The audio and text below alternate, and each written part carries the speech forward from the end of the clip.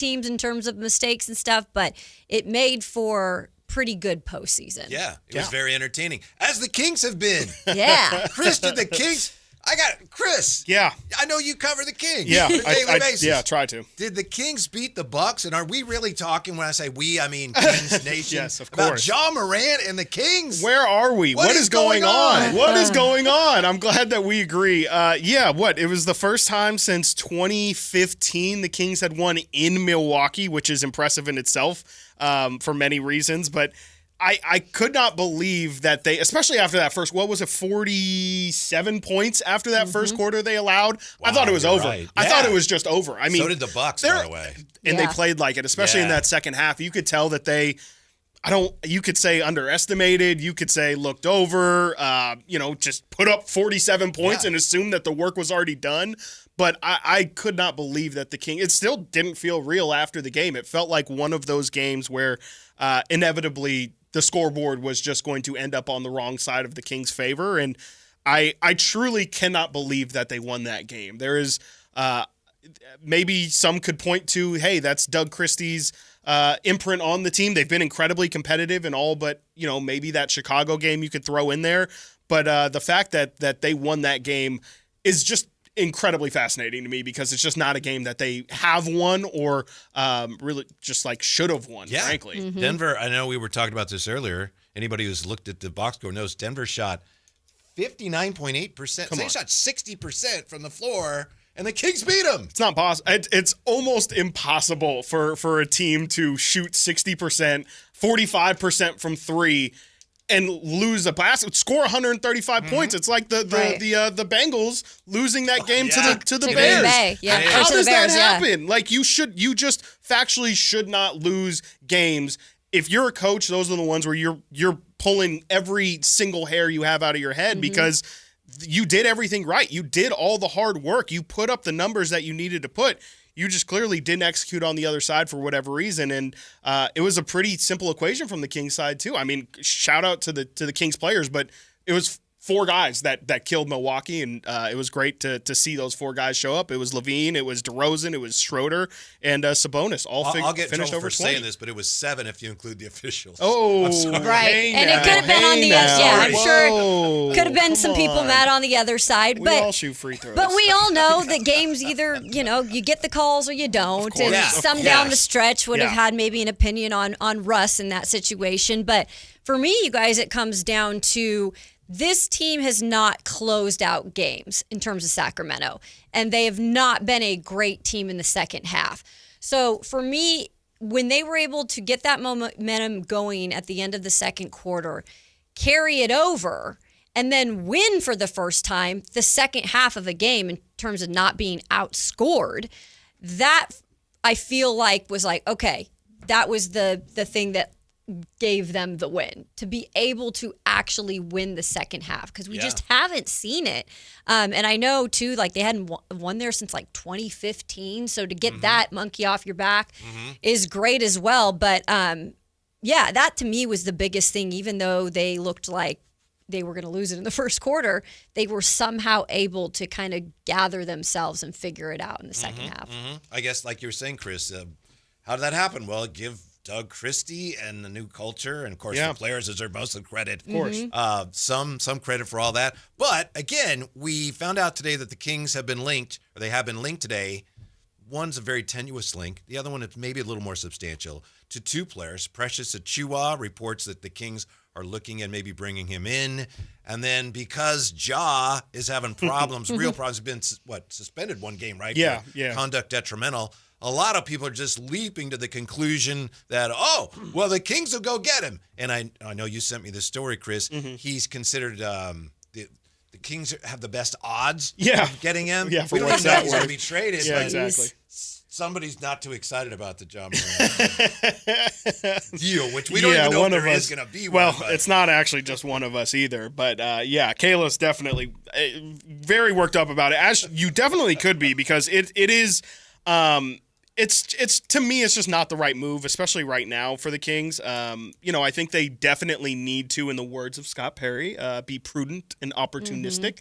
And I think that's exactly what this would be. If you are going to be looking at those options, this is the exact kind of prudency and opportunism that you should be taking. But I was wondering where you were going there, and I just really wanted to get those. I don't even know if they're in the dictionary, but I really wanted to squeeze those in. Smart. If they're not. I agree. I just think that it's the kind of move that makes sense for them to look at. But ultimately, I think if they're looking at what they're trying to build, it would feel like that's maybe making a move for the sake of checking that box. Hey, we need a star. Let's get a star. Well, is that actually the right star for all of the reasons? Is it from a character perspective? Is it the right situation? Is it the right fit? From a basketball perspective, well, we could talk about spacing all day with this team. Ja Morant's not helping that. Yeah. And then just really timing too. Like, is right now really the most opportune time to bring in Ja Morant? I don't think so. It feels like the Kings, if they are going to try and salvage whatever's left of this Sabonis, DeRozan, Levine combination of everything, you should probably bring in role players before you just throw a massive rent. Like, to me, that's you wasted however many games we've played already and a training camp to just blow up the season that early in. So it just, for many reasons, feels like, I understand, but let's probably just not actually do it. I don't think it's a fit. I'll just come out there and say it. You gave those reasons, which make complete sense. When I heard Alan Stiles earlier talk about it, and I wasn't even trying to be like, right away it just said to me, not a fit. And I think like what you saw in Memphis for the past few years, I'm not even talking about the off the court situations. I'm talking about on the court and not being able to stay on it because he has had health issues. Yeah. He's played in 6 games so far this year. Yes, last year he played in 50, I believe, but the year before that, 9 games. There's always kind of something going on, and he's only getting older. Like, he's not going backwards in terms of age. But you've got the issue with the coach that he doesn't see eye to eye with. You're never going to always see eye to eye with the coaches. You think that Zach LaVine and them and Doug Christie putting on the defensive mindset he's trying, you think they just love that and that's exactly what they want to do? That's the style they want to try? No. But you don't see them bucking heads. You see them going out there and busting it as much as they can every day. I don't see Ja coming here and being like, yep, I'm going to follow all this. And I feel like if he doesn't get his way, we're going to have the same situation here in Sacramento. You don't want that drama. Yeah. And he's not even available yet. Which right. Is, right. And I think it would behoove the Grizzlies to do whatever they can to try to figure out, all right, how do we work this out? You know, and I know Thomas Isalo, that's the coach now, right? They brought in his new offense, and Ja doesn't like it. Go ask him about it. When push, yeah. When push comes to shove, are the Grizzlies going to go, sorry, Ja, we love Thomas Isalo's new offense? Or are they going to say, Ja? Because when they traded Desmond Bane, in a way, they were saying, yeah, JJ and Ja are our guys. Yeah. So I think they're probably going to find a way to work it out. Right. And if they didn't, I understand why a lot of people around the league go, oh, that sounds like something the Kings would do. But I hope you're right. I'm a little surprised by how many, maybe I shouldn't be, but by how many Kings fans seem to be really excited by that notion. I think they want to be excited. I think that's mainly what it comes down to from a fan perspective. I think they see Ja, they see the highlights, they see the youth, the excitement, the fact that at one point he was kind of, you could, for lack of a better term, destined to be the face of the league, and they see it as a distressed asset, like you know, very much like I could see Scott Perry potentially viewing it. I understand, but I just think it's also, you know, that is a very like a national spotlight kind of like view of Ja Morant. Like, the reality is, like you've said, he hasn't been available. Has he really been the best kind of franchise player and everything that encapsulates for a Memphis Grizzlies situation that is frankly a little bit like the Kings? I would say Memphis is more so actually viewed as one of like the lowest markets in the NBA. You know, Sacramento from a player perspective standpoint probably is viewed much differently.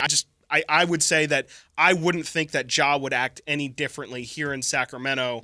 If anything, it might be reinforcing that he's like, hey, like, you know, they know that you saw everything that comes with this package, and you traded And we haven't even gotten to that part of the conversation of, okay, people say they want John Morant, but do you want to give up first-round picks? Do you want to give up Zach LaVine or something? Whoever it's going to be. Like, they're not, just because John Morant isn't wanted in that situation doesn't mean they're giving him away for free. Exactly. I would think if you're the Kings and you're going to trade for him, you'd have to give up something by way of future assets, and there's just no way I would want to do that. No, and you would assume it would be picks and one of your young players, if not multiple of them, and we've already had multiple conversations throughout the years of the Kings not really having a huge war chest of those kind of things, and so it does also come into the conversation of, okay, Ja's here now what? Does the timeline reset? Is it now a Sabonis and Ja are gonna pick right back up where De'Aaron left off? Like what is that? Is that why you what is the it's signal? tied here? Is like kind of comparing to that's maybe what you saw in Fox and Sabonis, and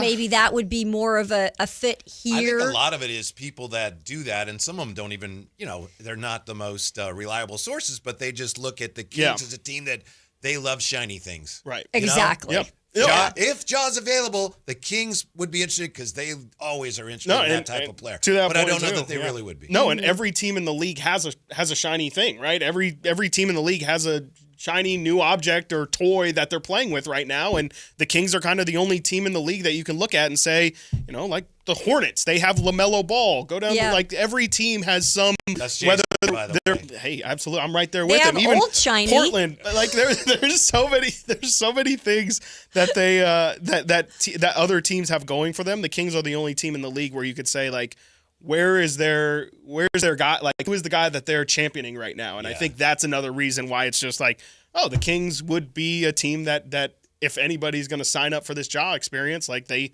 have a gap in that spot. And any other situation, Ja's going to probably walk in and be their number 2, and he's never been that before. And I think there would justifiably be questions of how would he handle being not the guy. He's already acting up being the guy, being the number 2. I could imagine there being some push and pull from a personality perspective of like, I used to be the guy. Yeah. I would like to. That's a lot of personalities on a team, because I know there's not shiny new toys here, but there are a lot of former shiny toys that were other places. Yeah.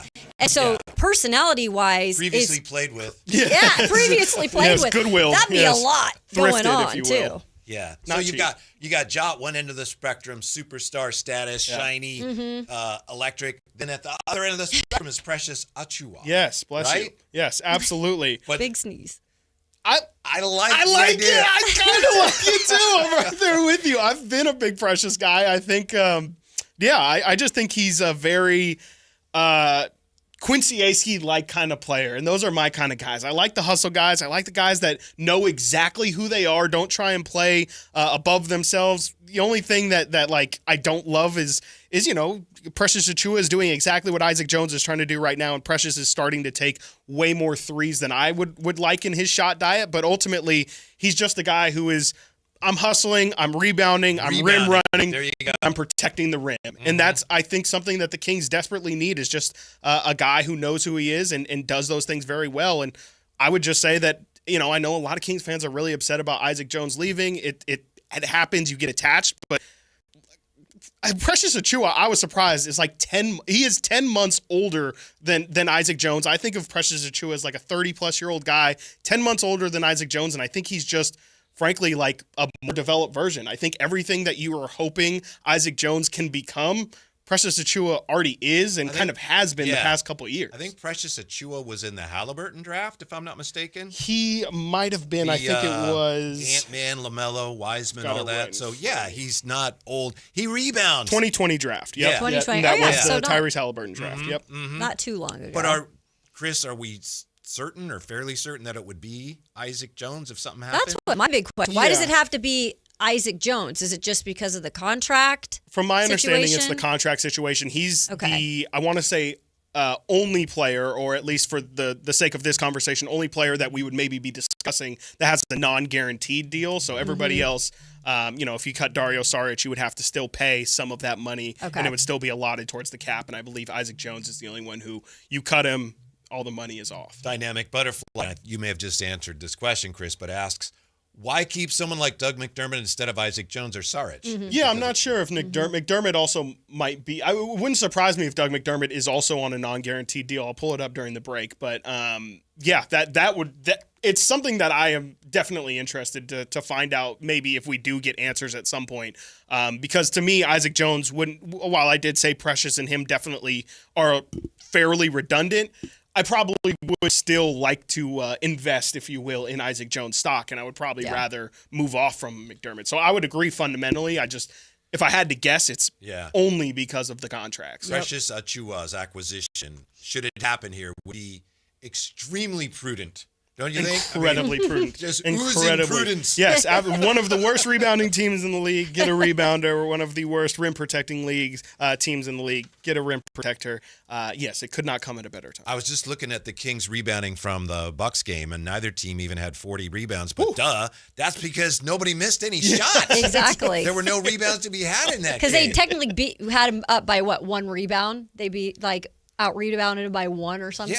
Yeah. It's just the Kings shot 52% and the Bucks shot 60%. That was wild. Wow. Yeah. I mean, it's ridiculous that you can shoot that percentage from the field. It's absolutely crazy. Still lose a game. It's absolutely crazy. Yeah. Yeah. So not many rebounds going around. So Denver Nuggets tonight, you take care of business against them. You deep fry them Nuggets, Chris. Wow. And then what do you have? You have a Warrior Wednesday right in front of you after that. And then you can really start to. Alan Stiles asked us what makes you take this team seriously. I mean, it'd be tough to not at least be excited about what's happening on Wednesday if the Kings can come with a 2-game road runs into Golden One on Wednesday. Yeah. Not bad. The Warriors have cooled down a little bit too, because I will say, I was like, whoa, what's going on to start the season? I'm like, they are just like clicking on all cylinders, and now they've kind of slowed down. Ryan Rollins happened to him. That's what happened. And then the Pacers beat him. I know. That was win what was season. wild. Yeah, that was very interesting. With guys out, and it's like, what's going on there? Very, very strange. They're done.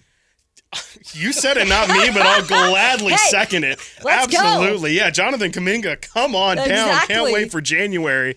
I was looking at the NBA standings as well. Kind of the same as the NFL. I know it's obviously early in the NBA season, but it's been a little bit of a hodgepodge in around the league in general. A lot of not necessarily. I don't know if I would say surprises, but just very even across the NBA. You figure it's going to take a while for it to normalize, right, and as far as the NFL goes, I keep waiting for that every time I think, all right, it's normalized. Like, nope, wrong. Nope. Another wave comes and balances it all out. It's been, I wonder if it's intentional or not, but I know they said with the CBA, maybe that was some of the NBA CBA that was part of it, but it does feel like in general we are getting the Blue Jays, even you could throw them being competitive in that World Series. Everybody thinks it's over. It just feels like in general a lot of competition going on. So how aggressive will the Niners be at the deadline? How aggressive do they need to be? Looks like we know what Trey Hendrickson would cost. Would you pay it? We're back with that. We got Kayla Anderson, Chris Watkins, Whitey, Jay. Drive Guys with you, taking you up to game night tonight, Sactown Sports. The San Francisco 49ers play on Sactown Sports 1140. Touchdown 49ers! Every game on your #1 sports station. Don't miss the action on your local sports leader. Sactown Sports 1140. Let's go! You're still glowing, flirting, grooving. You've still got it. But your immune system weakens as you age, making it harder to fight flu, pneumococcal pneumonia, RSV, and COVID-19. Vaccines are a key part of any health routine and help strengthen your immune response. Ask your doctor or pharmacist which vaccines you need. Schedule in minutes at vaxassist.com. Sponsored by Pfizer.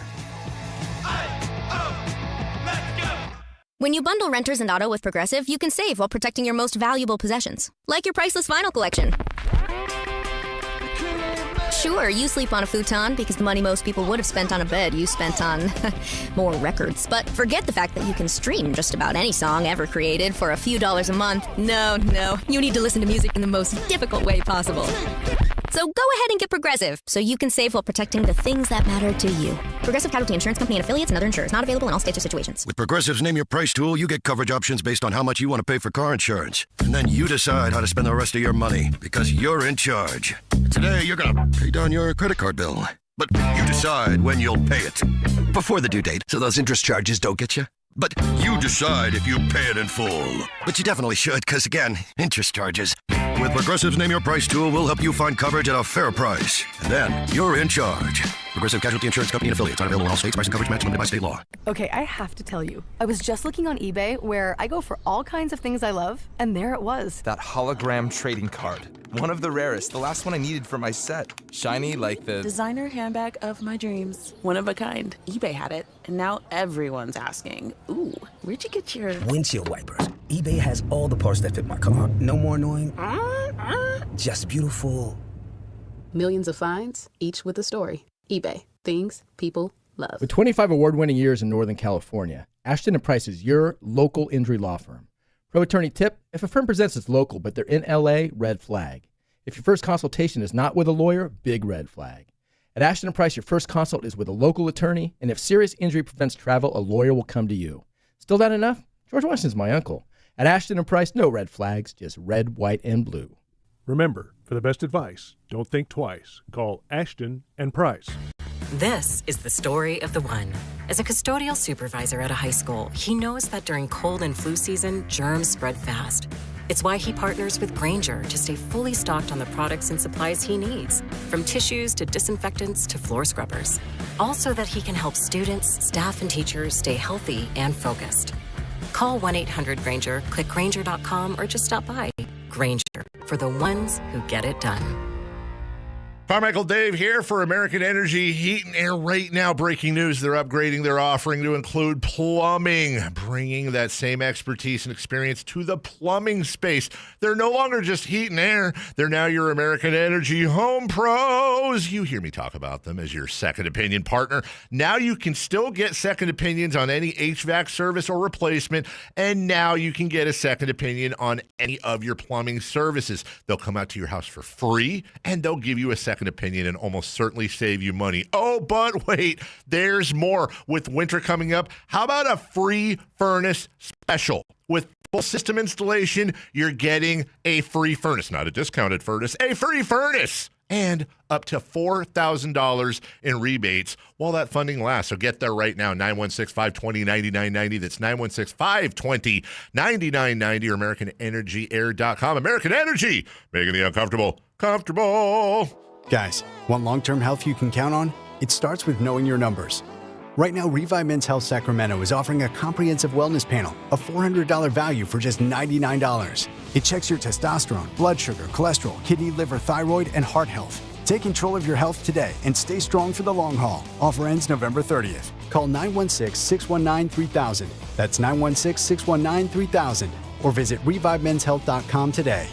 Must medically qualify. Terms apply. Contact us for full offer details.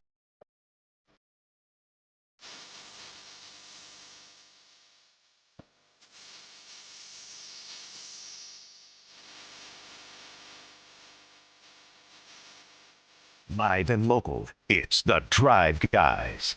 Watch the show on youtube.com/Sactown Sports 1140.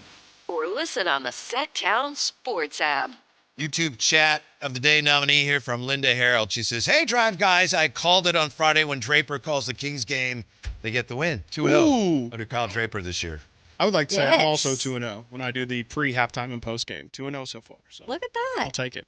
Good luck, Charms. So it's you and Draper. You could also inverse it and say they are 2-0 without Jason Ross there as well. So you know that guy tends to bring bad juju around. Wow, I hadn't thought of that. Yeah, Jason Ross. And I think Jay is, as far as we know, Drapes is on the call tonight. He's doing tonight, yeah. There you go. That's a guaranteed win then. Book All right, it. yeah, we can send it.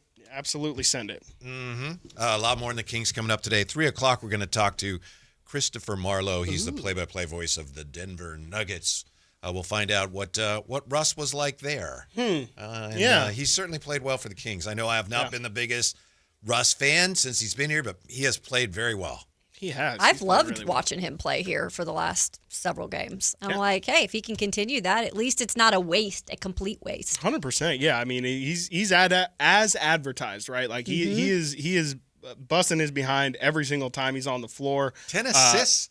How about that? Yeah, I mean, 10 assists off the bench as well, and his three-point shot looks good. Like I'm not going to say it's going to remain at, I think it's 37, 38%.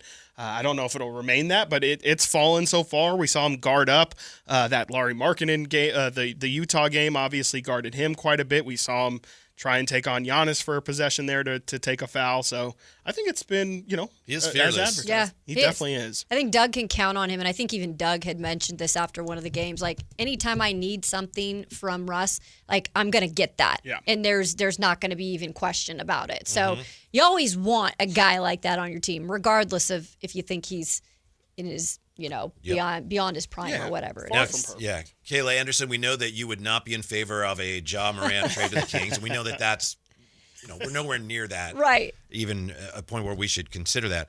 But how do you feel about this with another defensive lineman going down yesterday, the trade deadline tomorrow? Should the 49ers be all in? Should they pursue Trey Hendrickson?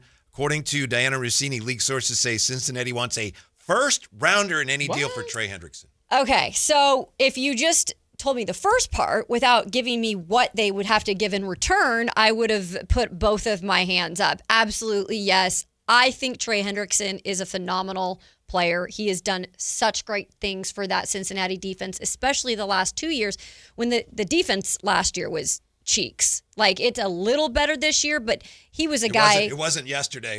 Exactly. And I mean, I think he led the league last year in sacks, and he doesn't seem to be going on any decline too soon. Right. But let's bring the reality of the matter to the table. He is 30.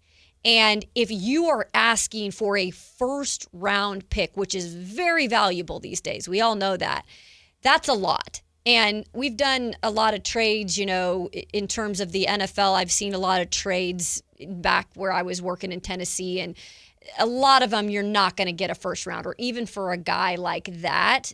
So I would say if they can get it down a little bit and not have a first rounder be the situation, maybe they could throw in a player and maybe do even a second round pick.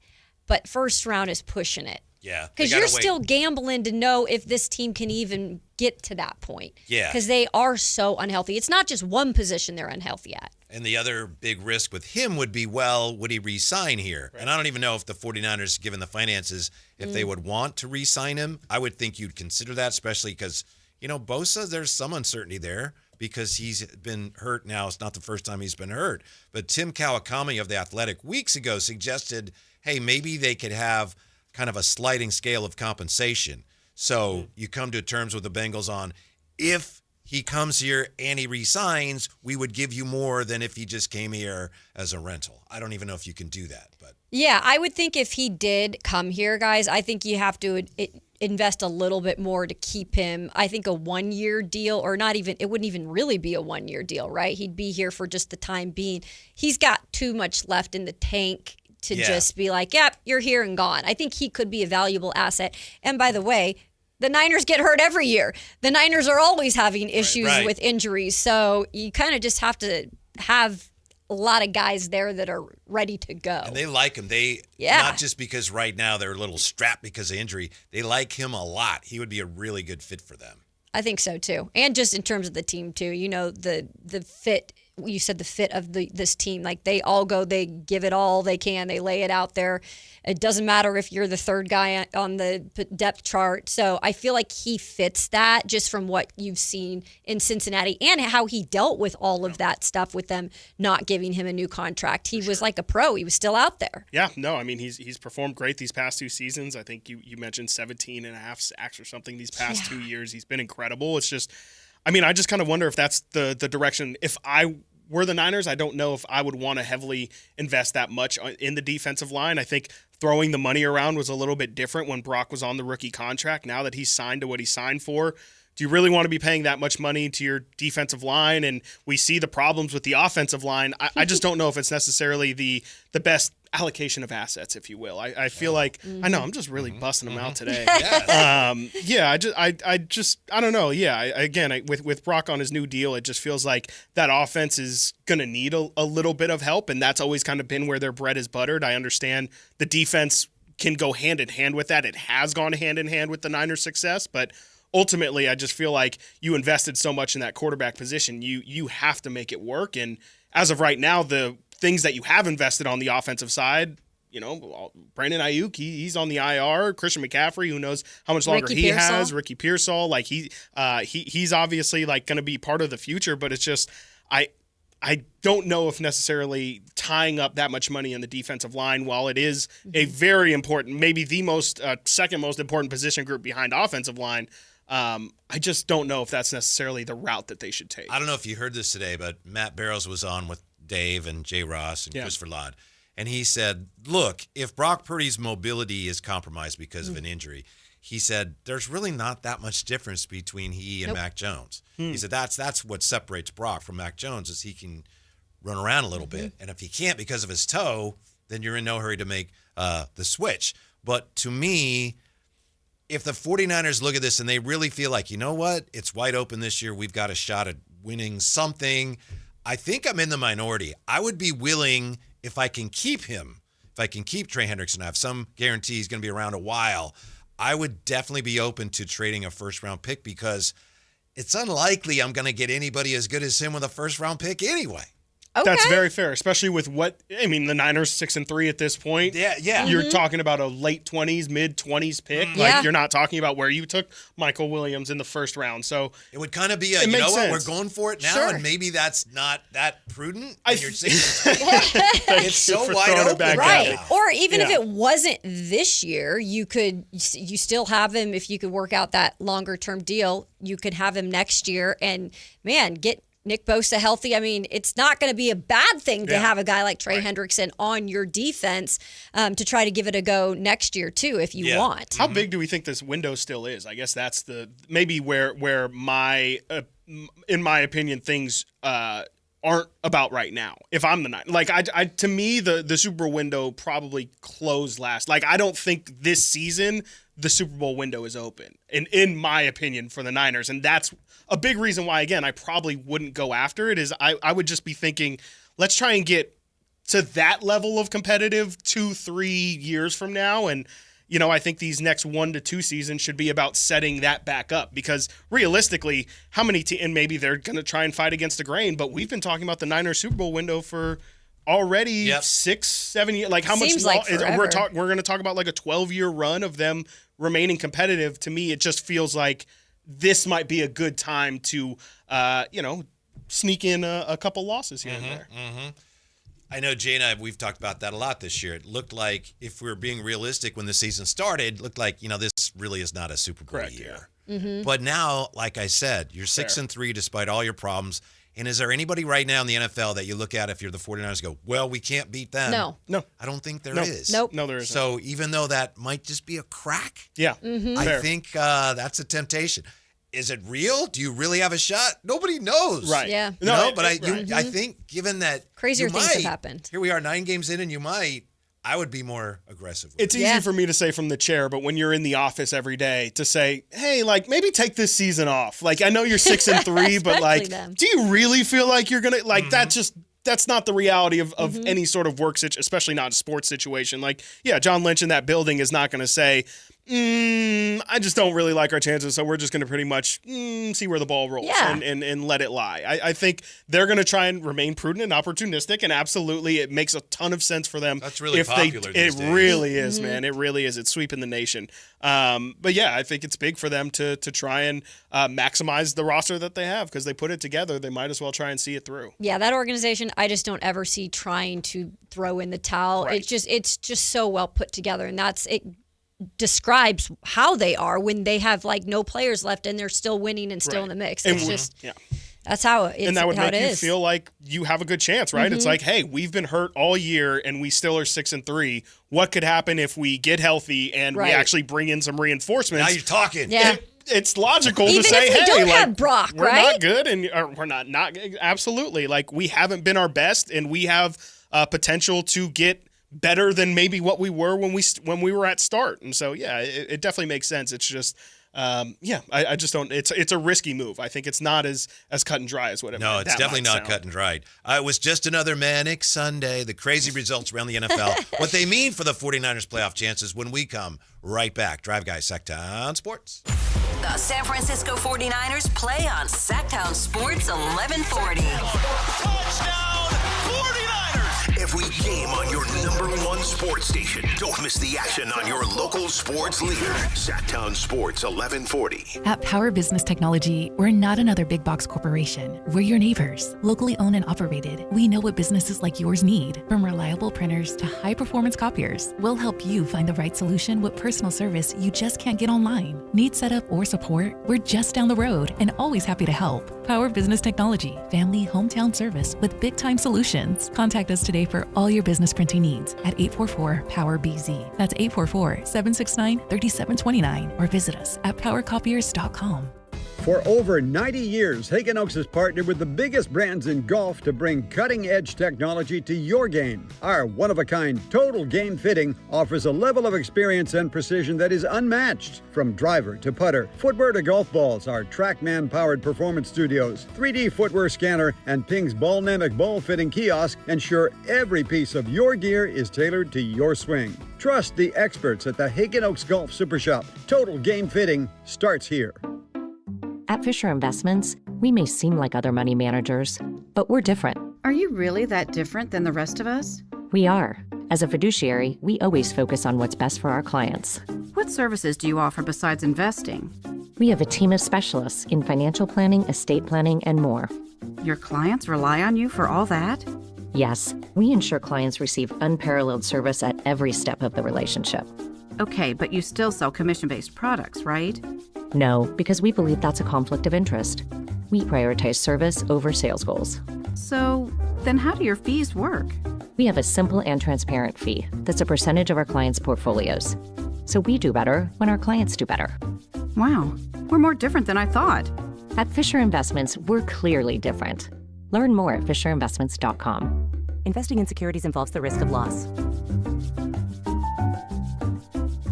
The mildest summer in 30 years has left AC makers with overstock and far below their sales targets. Your chance for huge savings. Sierra Pacific's partnership with top manufacturers mean exclusive discounts to clear inventory fast. Get premium systems installed flawlessly by friendly pros with ironclad warranties and great discounts with SMUD rebates. Plus, HVAC's tax credits expire December 31st. Call for your complimentary proposal. Visit SierraPacificHome.com. Sierra Pacific Solar Heating and Air. The guys in the big red trucks. When I was a kid, I remember my dad, a lineman, leaving in the middle of the night. Families were depending on him to get their power back on to keep them safe and warm. Watching him taught me that this work isn't just about wires and circuits. It's about people and the trust they place in us when the lights go out. That's why I started Maverick Electric Heating and Air, to carry on that same promise of showing up, doing it right, and protecting families when they need us most. Visit callamaverick.com.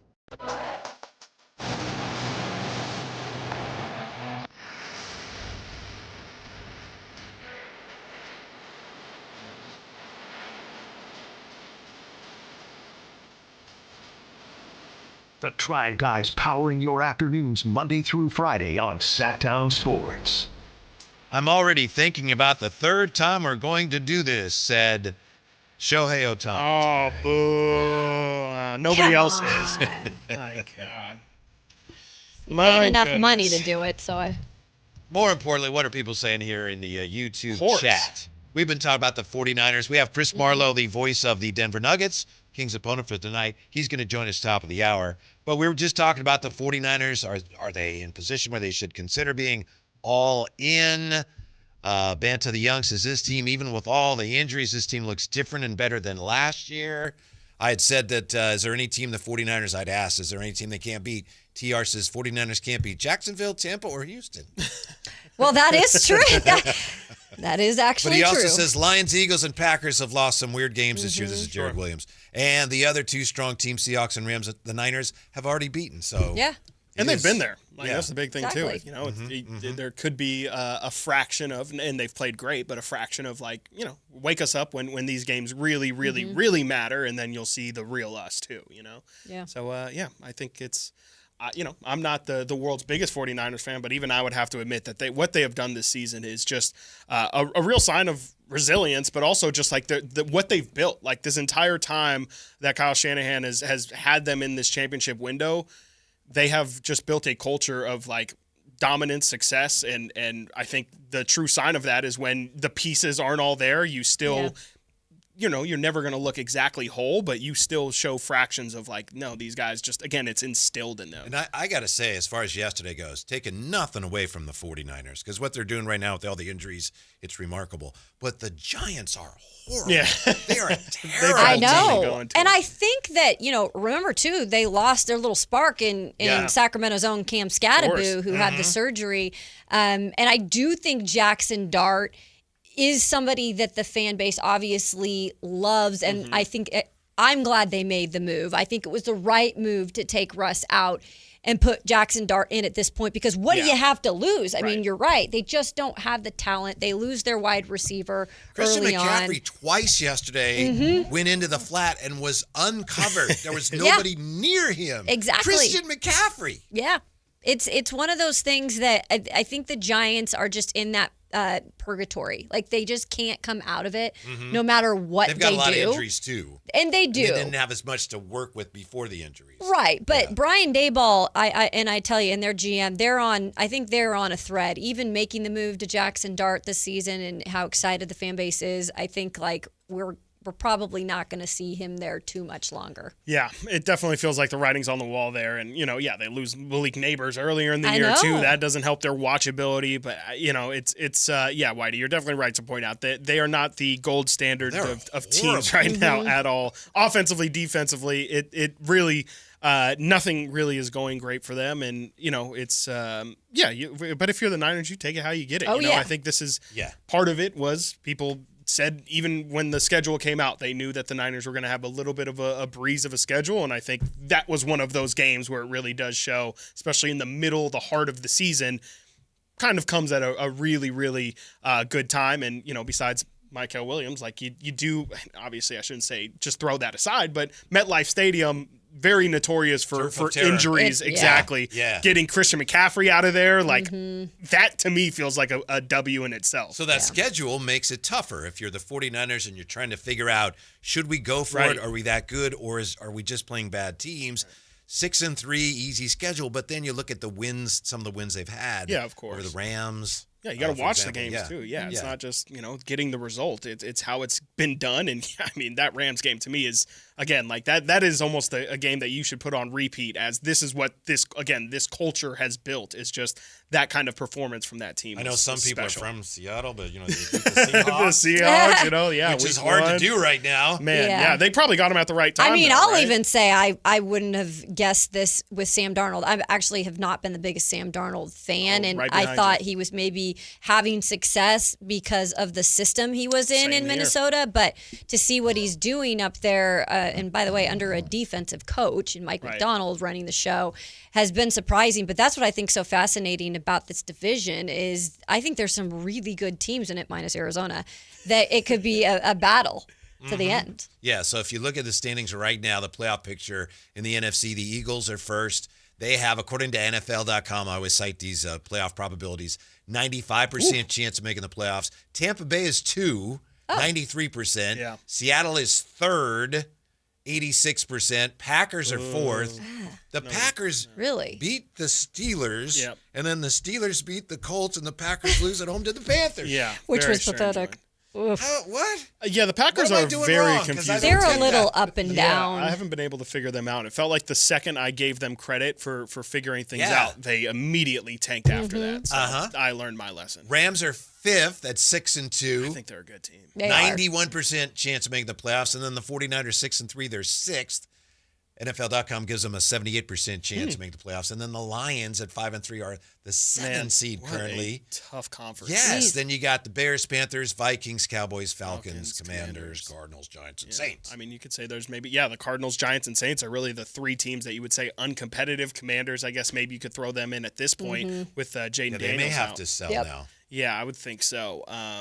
Yeah, I mean, it's just such a tough conference. I mean, the Niners saw how good the Falcons can be. For the Falcons to be at the bottom of that clump, like, to me, just really speaks of the talent level there, but also, again, just every single week in the NFL. And also, I think it's been the story of this year. Like, injuries can change everything so quickly for any one of these teams. Like, I think, if the wrong guy goes down, except for, I guess, in the 49ers case, it feels like any of these teams can go from getting the right guy back or the wrong guy going out and the standings kind of fluctuating the same way. I think that's the case with the Washington Commanders specifically, if you want to use them as an example, because you look at them last year, and I think everybody got, high on the Jaden Daniels train, myself included.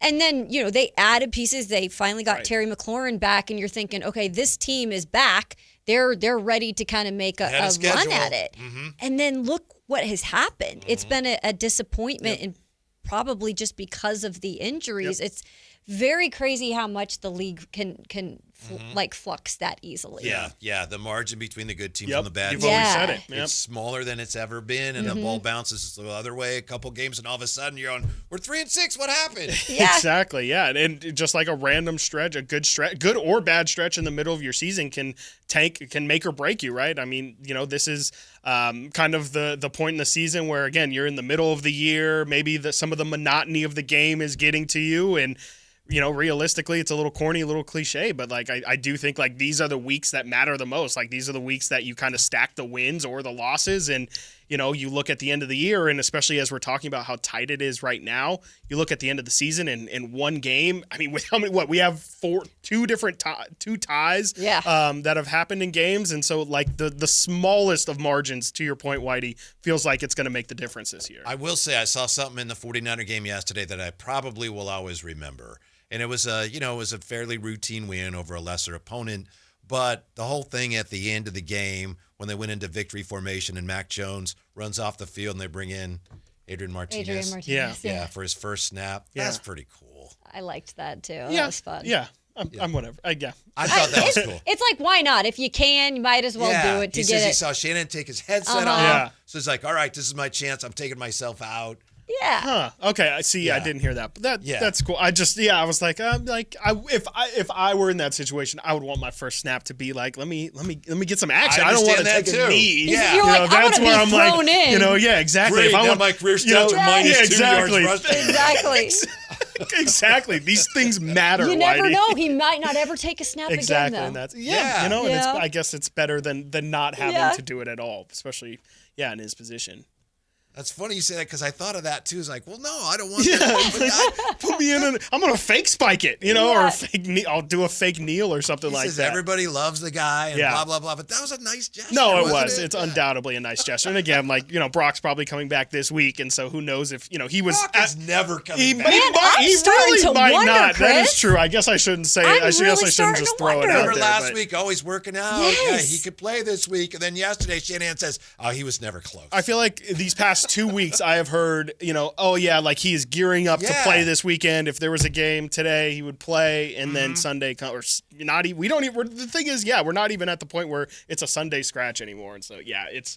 I'm right there with you. He might not ever play What if again. there's a conspiracy going on where they're just not going to bring him out there and they're going to let Mac Jones because they're just falling in love with Mac Jones. There's people who you be careful. There's people who believe what you're saying right now.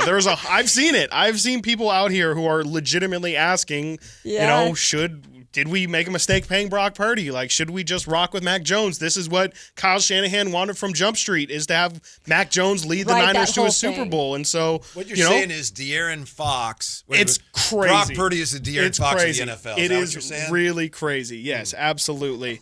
100% people are already bringing up, like, should the Niners move on from Brock Purdy and just not pay Mac Jones all that money. Yeah. Somebody might have been Vic Tafer wrote, this would be, if Brock's ready to go, the Rams game, this would be a tough week. Oh, yeah. To switch horses, the way they're playing so well. Yeah, absolutely. It's especially, division opponent. Like, they are well aware what Brock brings to the table. Like, they would be very ready for it if Brock's limited in any capacity.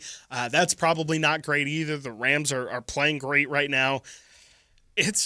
I would think about it. I mean, again, and it's not like Mac has played poorly to the point where, I'm Carson Wentz. I'm begging anybody who can throw a football, please somebody else get in.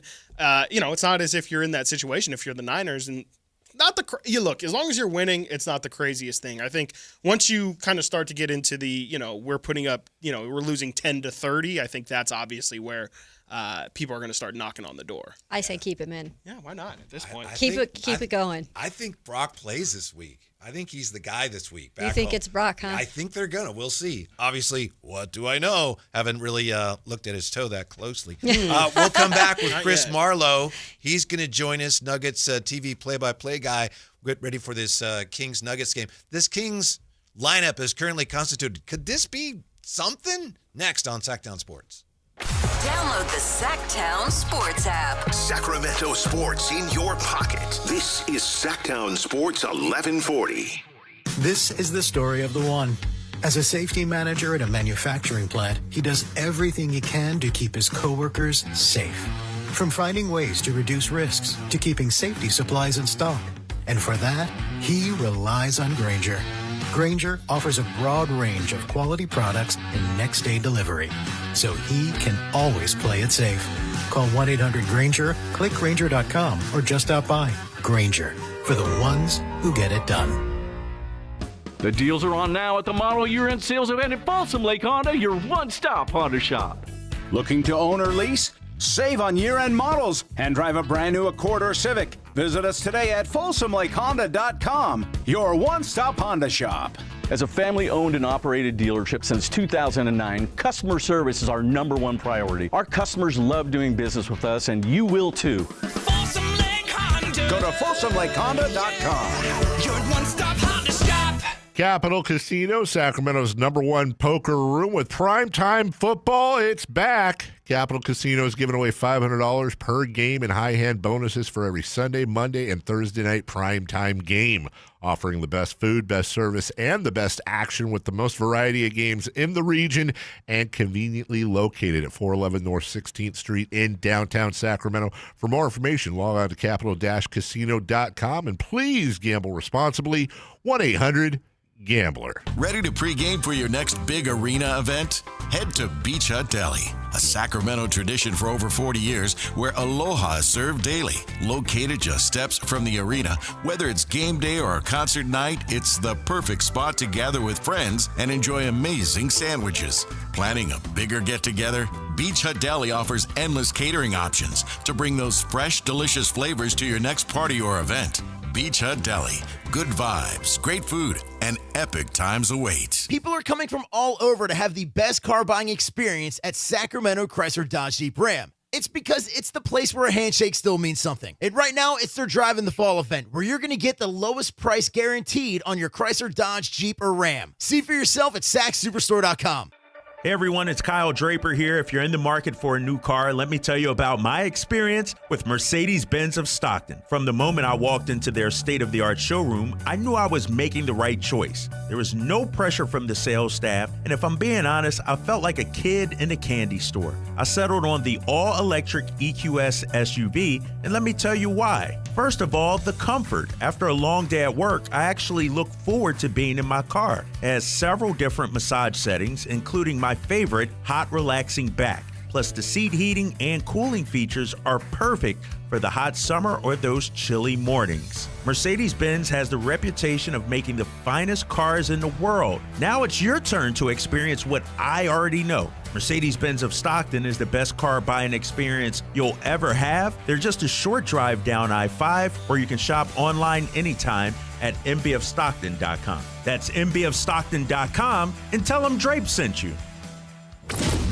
KHD1 Sacramento, KYMX HD3 Sacramento.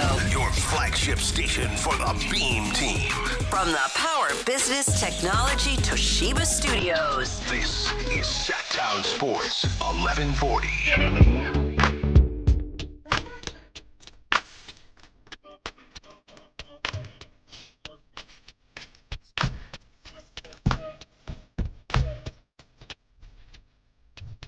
Live and local, it's the Drive Guys.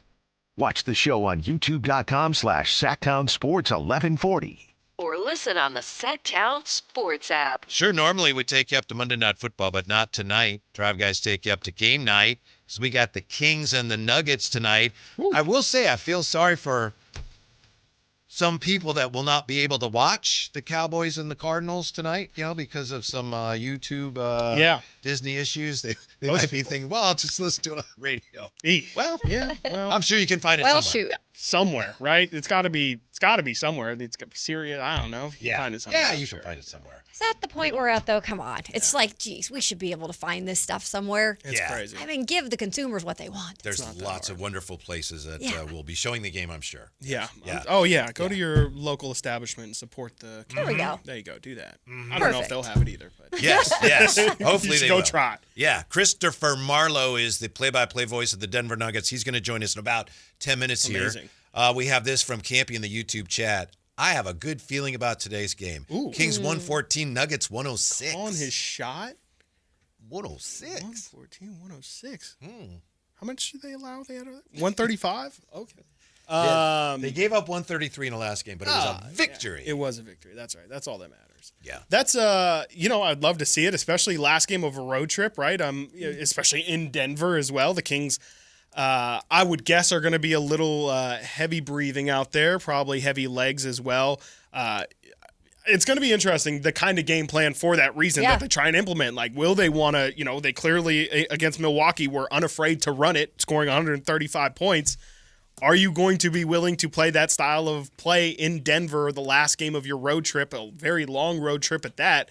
I don't know. I mean, if they are going to win, holding them to 106 would definitely be a very good recipe to do so. I'd say that. Yeah, I think for the first time, the Kings scored over 120 points against the Bucks. Wow.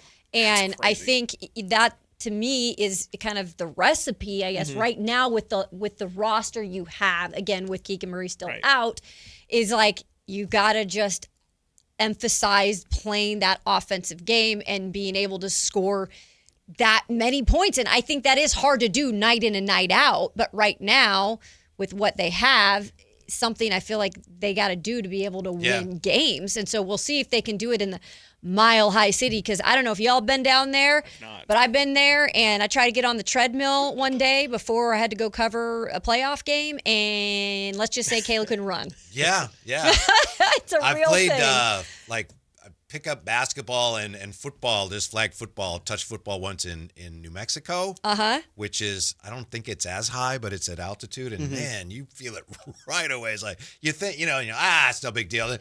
Wow, what happened to me? No, I start walking across the street in Tahoe and I breathe heavy. So I can't imagine. I can't imagine going to Denver trying to run up and down the court. Right. And, deal with the pace that Nuggets offense can play at. No, thank you. Most dramatic home court advantage in basketball. Yeah. There was one possession in particular the Kings had that if you follow all the Kings news and goings on social media, the play I'm talking about, where they had like 5 touches, and I think Zach ends up hitting a 3. Yeah. And it was really interesting to me, not to make too much of it, but, that was not a play where they ran high pick and roll or anything, or the zoom action. They were just like 5 out, and they just, I think it was a drive and kick, and then Russ had it hit Levine. Levine drives, throws it to Domas. Domas throws it to DeMar. He drives, throws it back out to Levine for a 3. It was incredible ball movement.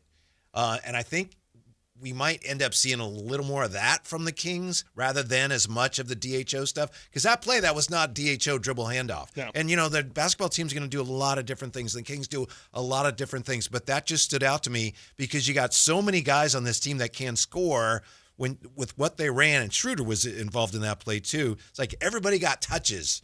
And I could see that being a better fit. And they played it with so much more energy. Sometimes in the half court, they get a little bogged down. And it's not that they're, bored or they're not trying. It's just they're much more comfortable, that 5-man unit, playing that stuff, 5 out, slashing, drawing, and kicking. It was a really good look. It was a great look. Yeah, I'm actually rewatching it right now, and it's beautiful. And I think the thing that sticks out, Mike Brown used to talk about it all the time, paint touches. It's like 4 different paint touches in one possession. Schroeder drives in, he kicks it out to Russ. Russ gives it to Levine. He touches the paint, gives it to Sabonis. He drives. Yeah. DeRozan touches the paint, then kicks it out.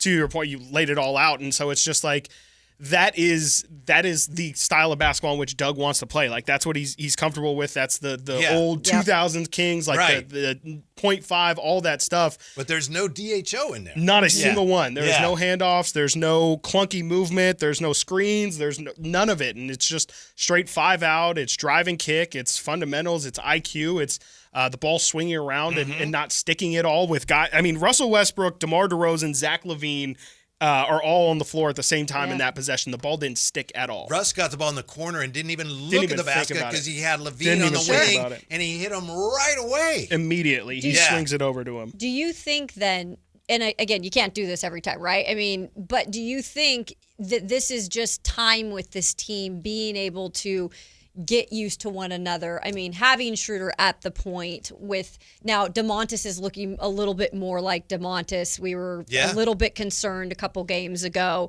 Or are we just saying, no, this is just a one-time thing?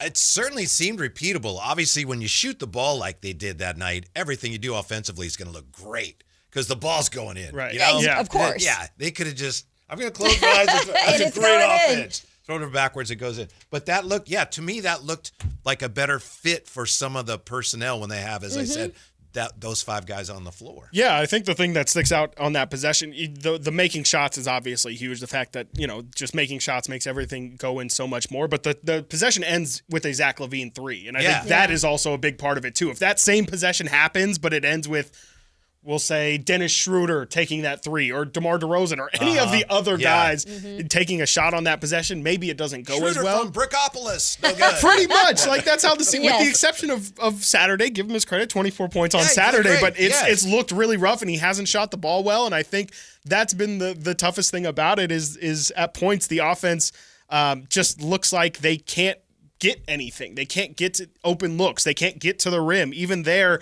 I think a big reason why the shot ends up so open and the entire possession is nice is because when any of these guys drive, the entire defense collapses to the paint. They're not afraid of Russell Westbrook, DeMar DeRozan, Domantas Sabonis, Dennis Schroeder taking a 3-ball. And so I think it's been really hard for them to get a lot of possessions like that because the paint has been so impacted that they just haven't had that 5-out spacing. And so I hope that they do continue to have that 5-out spacing, but it only is effective if the shots go in. And the shot goes in on that possession because it's Zach LaVine.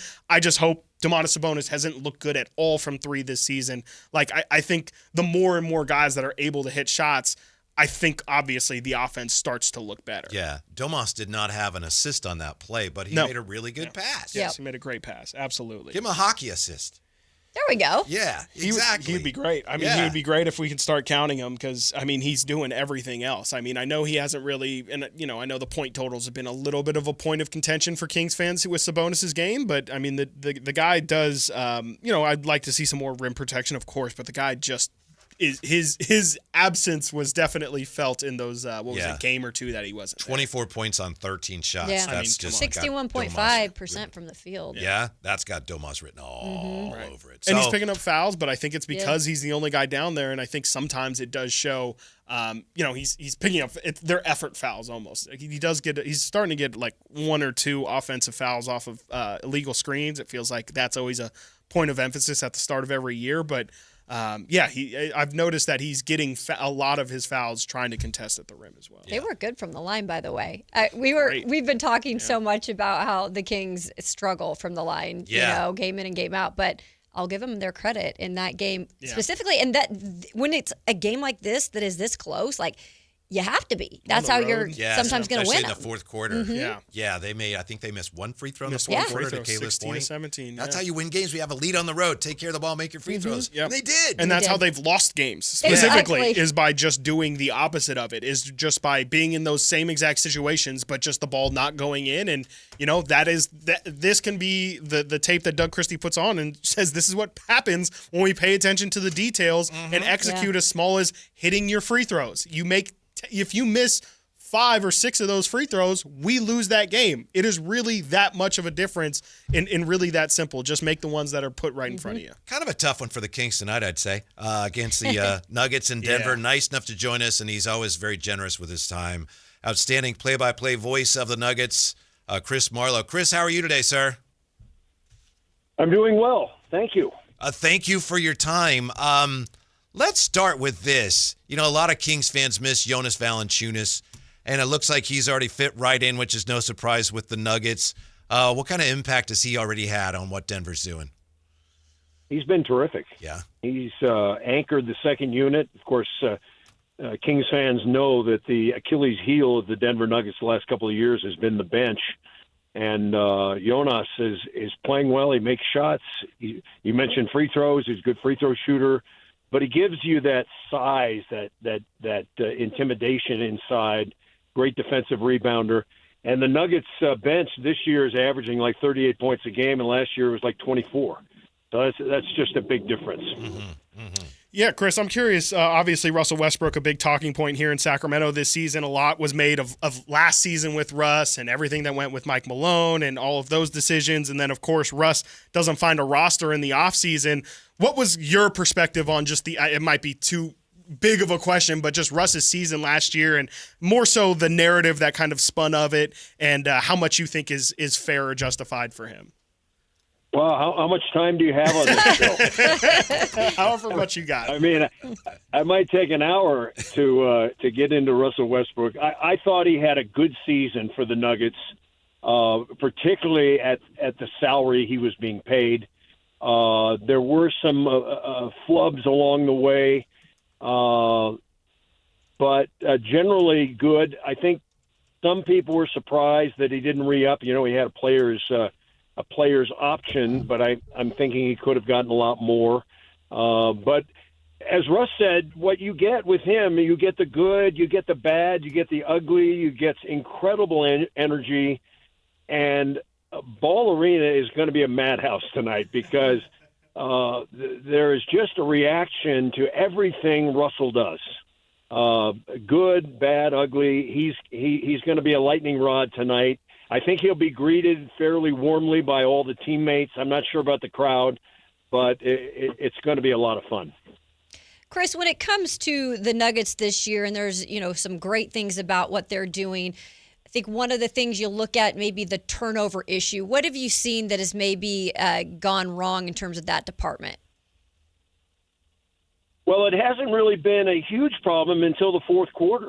The Nuggets, in fourth quarters, the two games they lost, the one at Golden State, Nuggets had a 10-point lead in the fourth quarter and let it get away via free throws and turnovers and some sloppy play and some great play, quite frankly, by Steph Curry.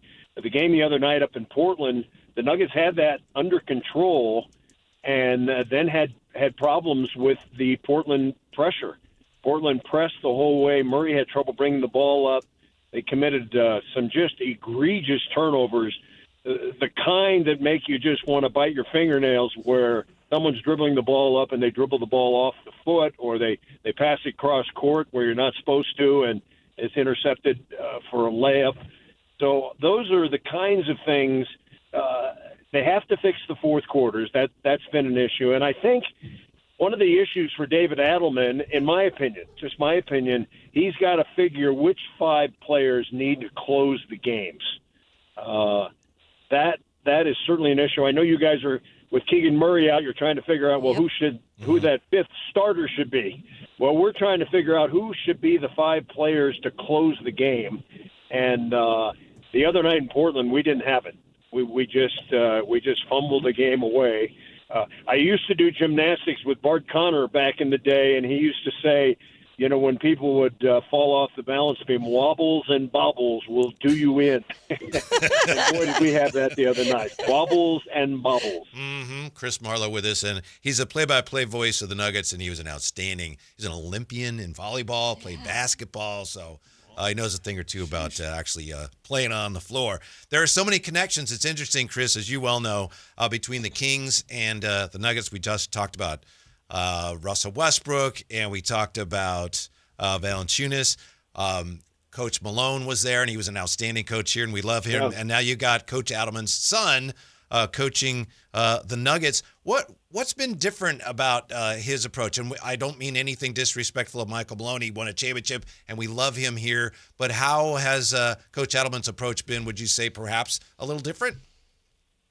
Well, the other connection that you'll come up with somewhere along the line is when I was broadcasting out in California, I used to call a bunch of Doug Christie's games when he was at Pepperdine. Okay. Wow. including a 3 overtime affair where he made the game. He made the game winner in the 3rd overtime, and in the previous 2, he had made the shot to tie up the game. So I know Doug from way back. Wow. As for Malone and Adelman, Mike, I think he just got fed up with the whole thing. He wanted veteran guys on the bench. He would be joyous if he had the group that they have now, but they chose to go with younger guys. Calvin Booth wanted to build and keep it going, but the younger guys didn't quite mature quite as fast as all of it. So he just got kind of angrier and angrier at the whole situation. He's an old school coach. He's harsh. He can be harsh. And when you're not winning, that harshness really comes through. If you're winning, it's easier to take. And so I think it was just time. He gave Denver 10 good years, and Adelman has, he's a bright young coach. He's got different ideas.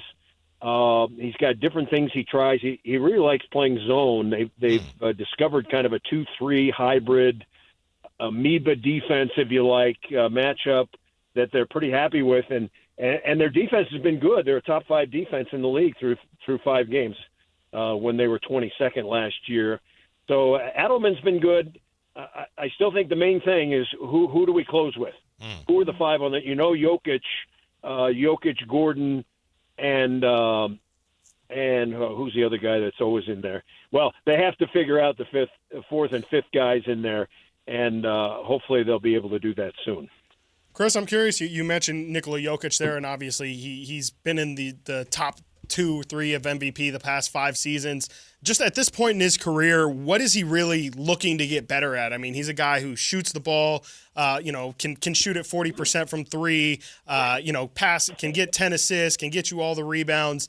What is it at this point in his career that he's really looking to improve on? Well, I'm not sure there's much left for him to improve on. You hit the fact. He scores, he rebounds, he assists. Last year, he was top 5 in steals. He was second in the league in steals. Gosh. He's just an incredible performer. He makes everybody better. I think that's kind of his goal this year is to, we have 4 new guys on the team. Cam Johnson has gotten off to a slow start. And I think if Nikola had one wish, it's to try to make the other players on the team better than ever. And so he's trying to help out Cam Johnson. Christian Brown has been struggling a little bit. And so they haven't been getting much from that position. But in terms of individual stuff, I think he's got that all just about conquered. They put in the new rule for the heave, and I think a lot of it is attributed to Nikola Jokic, who would take the heave. He had 22 of them last year, made 2, and that was an NBA best. Yeah. Everybody's firing him up now, and I think it's great for the game. So Nikola Jokic is not our problem. he is not our problem, as you guys might say. I'm a little worried about the Kings, though, because I watched a lot of the Milwaukee game, and you guys have tremendous firepower. Maybe the defense is kind of leaky, but boy, you guys can score the basketball. So I'm expecting a high tempo game tonight. On that note, Chris, what has surprised you maybe the most about pieces that don't really necessarily fit together, but when they, are firing on all cylinders, they look good? Well, you've got a lot of scorers. You've just got a lot of scorers and a lot of guys that can put the ball in the basket, and that's always an issue. If the Nuggets do have some kind of an issue, people are saying it's with athleticism. So you're a team that kind of gets up and gets down fast. I always think that Domantas Sabonis, I always give him credit because he's the only player in the league man enough to take on Jokic one-on-one. Usually when Jokic plays, there's 1, 2, 3, 4 guys guarding him, but I like the way Sabonis takes up the challenge, and that's always a good one. So even though the Nuggets have had good success, I think they won all 4 against the Kings last year, but they were fairly close. I'm expecting a good one tonight, and I think it's going to be high scoring. There's a lot of scoring tonight. Chris, thank you so much for your time. We always appreciate it. Have a good call. We hope to talk to you again soon. My pleasure. Thanks, guys. Huh. How about that? He always is nice. That was fun. I know. The wobbles and bobbles was my favorite part by far. That was great. I love you. Gave some credit to the I Kings there. I know. was not anticipating that. I was not anticipating some Kings praise on that one, especially when someone gets to watch the Nuggets every night. Exactly. Makes you curious what he really has to say about Russ, doesn't it? For better and worse. Right, for better and worse. Yeah, definitely. I mean, it seemed like there's His obviously teammates a will welcome lot him to tonight. go. I don't know how the fans will feel. Yeah, what I mean, not what does that mean, but like what I wonder, just like the thought, like you said. I mean, Russ is clearly a lightning rod for good or bad. Like he's going to elicit a reaction from that crowd. I'm curious where the fan base really stands, because I know, again, like Russ was kind of the center point of the Malone firing. A lot of people directly said he was the one that Malone was championing so much to play, and so I wonder if a lot of the frustration is just, it's not Russ's fault, but he was the one that Mike Malone decided to go down to go down with, and maybe it is really just that simple. But it's very interesting to me that Russell Westbrook in one season there coming off the bench, had such a massive impact like that. I think it'll be booze. That's just my gut.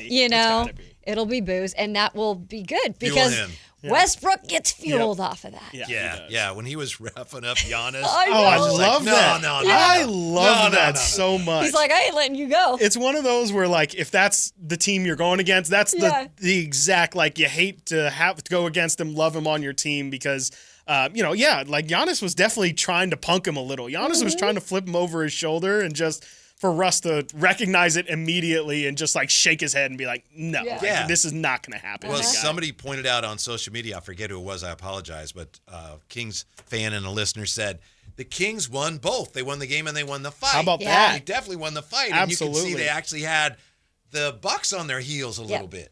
And that's physically. what we've been talking about that. Other shows on our station have been talking about that. Like, you needed a moment where they just kind of said, you're not going to push us around. Us. Yeah, for sure. And I felt like we got that in that game. Yeah, for sure. And it's funny it was against the Bucks too, because the Bucks are always the team that the last team I can think of that like the Kings got into a skirmish with. There was an altercation. Lyles, right? Trey Lyles, and Giannis, and Brook Lopez, where like Brook Lopez was kind of like choking Trey Lyles to the ground. And in that moment, Trey Lyles, the only King to like really kind of get into the middle of that, but also wasn't a huge like scuffle or anything like. And to kind of see the juxtaposition of Russell Westbrook in that moment, and how he was ruffling the feathers, and the Kings end up on the right side of the result in terms of the game in itself. I don't know, just something. It was definitely something to get that win. I mean, there's been a lot of good. The Beam team walked in there, almost left with a win. That Damian Lillard hit a shot from a couple steps in from half court. That's the closest this team has gotten to beating the Bucks. I don't think this team, again, is destined to win a playoff series or something, but it does have to say something about the identity of this team that they've been incredibly competitive and were able to get the result on Saturday. It's just such a tough schedule, It's and that's brutal. not an excuse because I'm just observing. I'm not playing in the game.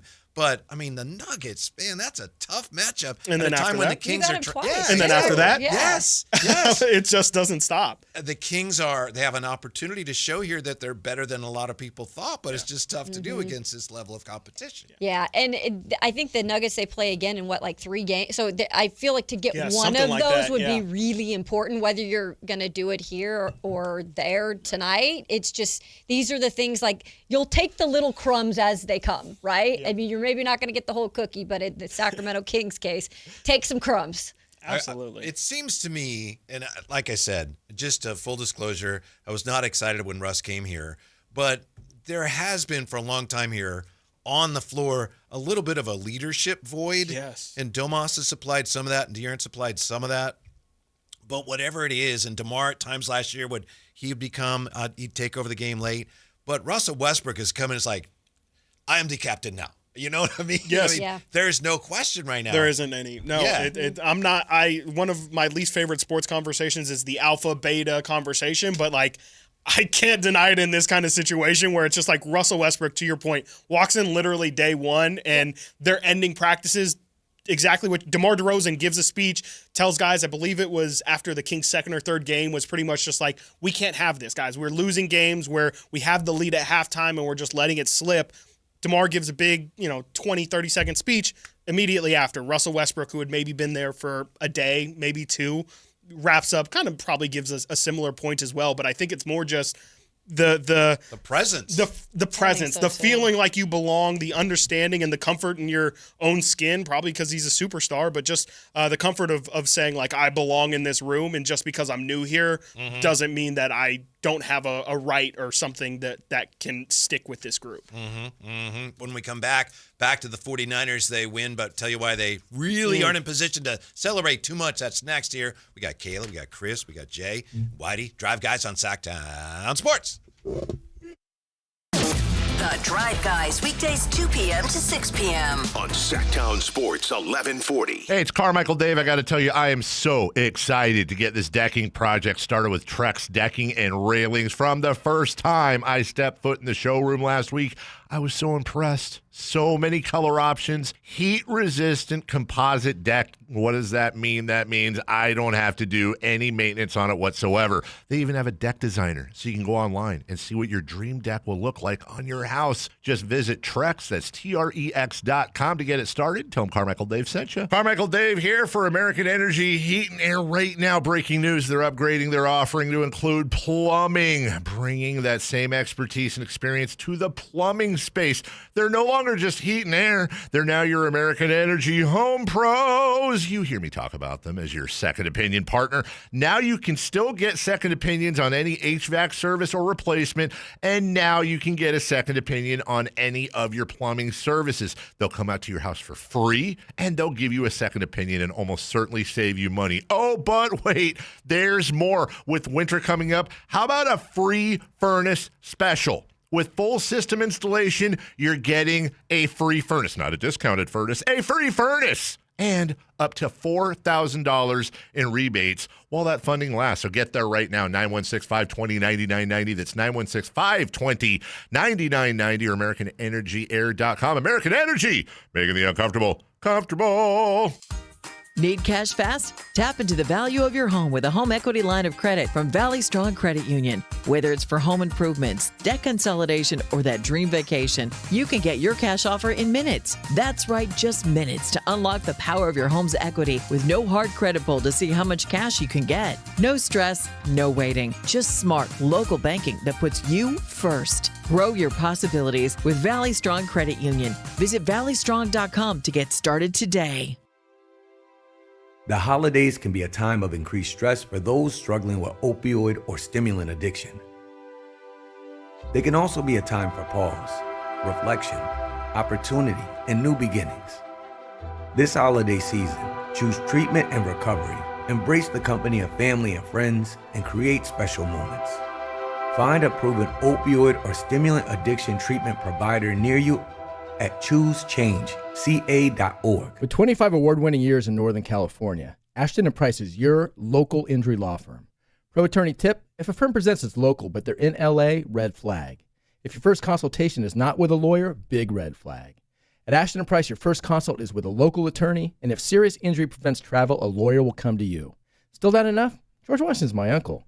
At Ashton & Price, no red flags, just red, white, and blue. Remember, for the best advice, don't think twice. Call Ashton & Price.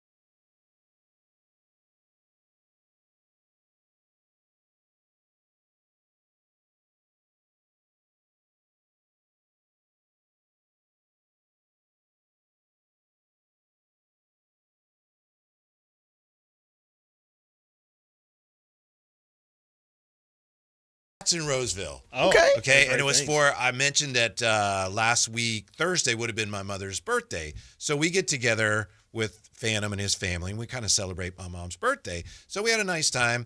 And when we were done, I wanted to get the banana cream pie. I had to get some.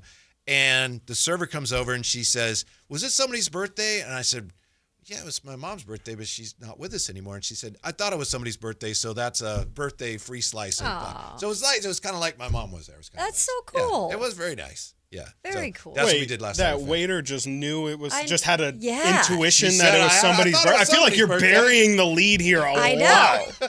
You just had somebody like a witch server come up and say, something about table 19 just screamed birthday. Is it someone's birthday? Who knows what and else it was she knows. correct? Yeah, well, yeah. I mean, it's spiritually correct. That was Sure, very why not? nice. Absolutely. Wow, that's incredible. Yeah, you're right. I should ask her. What else can you Yeah, Exactly. I mean, I think it's she like, has another career.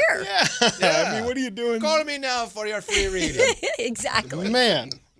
How was the what was it? Banana cream pie? What's Banana the cream restaurant? pie. It was It's Fats. It's Fats? supposed to be great. Okay. I have not been. I've heard it's wonderful. It's like an Asian bistro, Yes. and I think Shinya said, "Oh, they're known for their banana cream I was pie." going to say, Which I didn't know. Yeah, It's that's great. like one of the only things I knew about it was they have great banana cream It pie was specifically. tremendous. And There I you was go. expecting a lot, and it was Yeah. better than I expected. Wow. Well, there you go. Put that on my list. Yeah, I was like, that's going on Wonderful. date night. Wonderful. Right? All right. Speaking of lists, here's a Matt Barrows list. Top 5 for why the 49ers are leaking oil all over the road, but are somehow chugging along at 6-3. 5, Eddie Pinheiro. 4, Robert Saleh. 3, Kyle Shanahan. 2, Mac Jones. And 1, Christian McCaffrey. And a partridge in the pear tree? Yes. Yes. That's the most important one, Right. for sure, especially 'tis the season. Mm-hmm. I like that. I mean, that's I think he nailed it completely. Like, there's obviously some conversation to be had of Mac Jones versus McCaffrey, who deserves that one spot, but I think if I had to guess, I haven't read the article, I would assume that Matt's main point is that, McCaffrey remaining healthy has just been, you almost don't understand how important it's been because he has been there, right? McCaffrey and Trent Williams, for the most part, have been healthy. Yes. Trent hasn't quite been the Trent that you would want him to be. Right, but he's, 103 Still or whatever. healthy. He's still the best left tackle in the league. 100%. And then it's like, well, who's gotten hurt? Everyone else. Exactly. Everyone else. So, what do they say? Availability, best ability. I think the biggest is to his point, keeping them afloat or at least helping is Mac Jones. And Right. I think I said this, and I don't know if you were on the show that day. I was never a Mac Jones fan when he was drafted by the Patriots. And clearly, we all had our thoughts on him when he left the Patriots. But to get a second chance, and we've seen other quarterbacks do it in the league, some of them are able to do it. And I think right now, in the right system, with the right type of offensive coach that Shanahan is, it's working. And it's working so much that it's convinced me that I wouldn't even be mad if Mac Jones stayed in at quarterback. And I know Brock Purdy, I get that all. You don't have to tell me he's our guy. But I'm just saying, if it had to be Mac Jones for some reason right now, I'm not going, my stuff, like, we're not going to get it done. Like, I just feel like he's done enough, and he doesn't even have all the parts back. You still have some guys who can come back weapon-wise. I believe Jawan Jennings was only the second wide receiver to catch a touchdown pass this year, which is wild to think about. But then again, just showing how much this offense in Shanahan can figure it out, Mac Jones seems to be a great fit. Yeah. How about two of those things being coaching as well? He got Saleh and Shanahan both making that list. Which of those two would you 100%. say has done a better job? I asked Rod Brooks that question last week. That's a great question.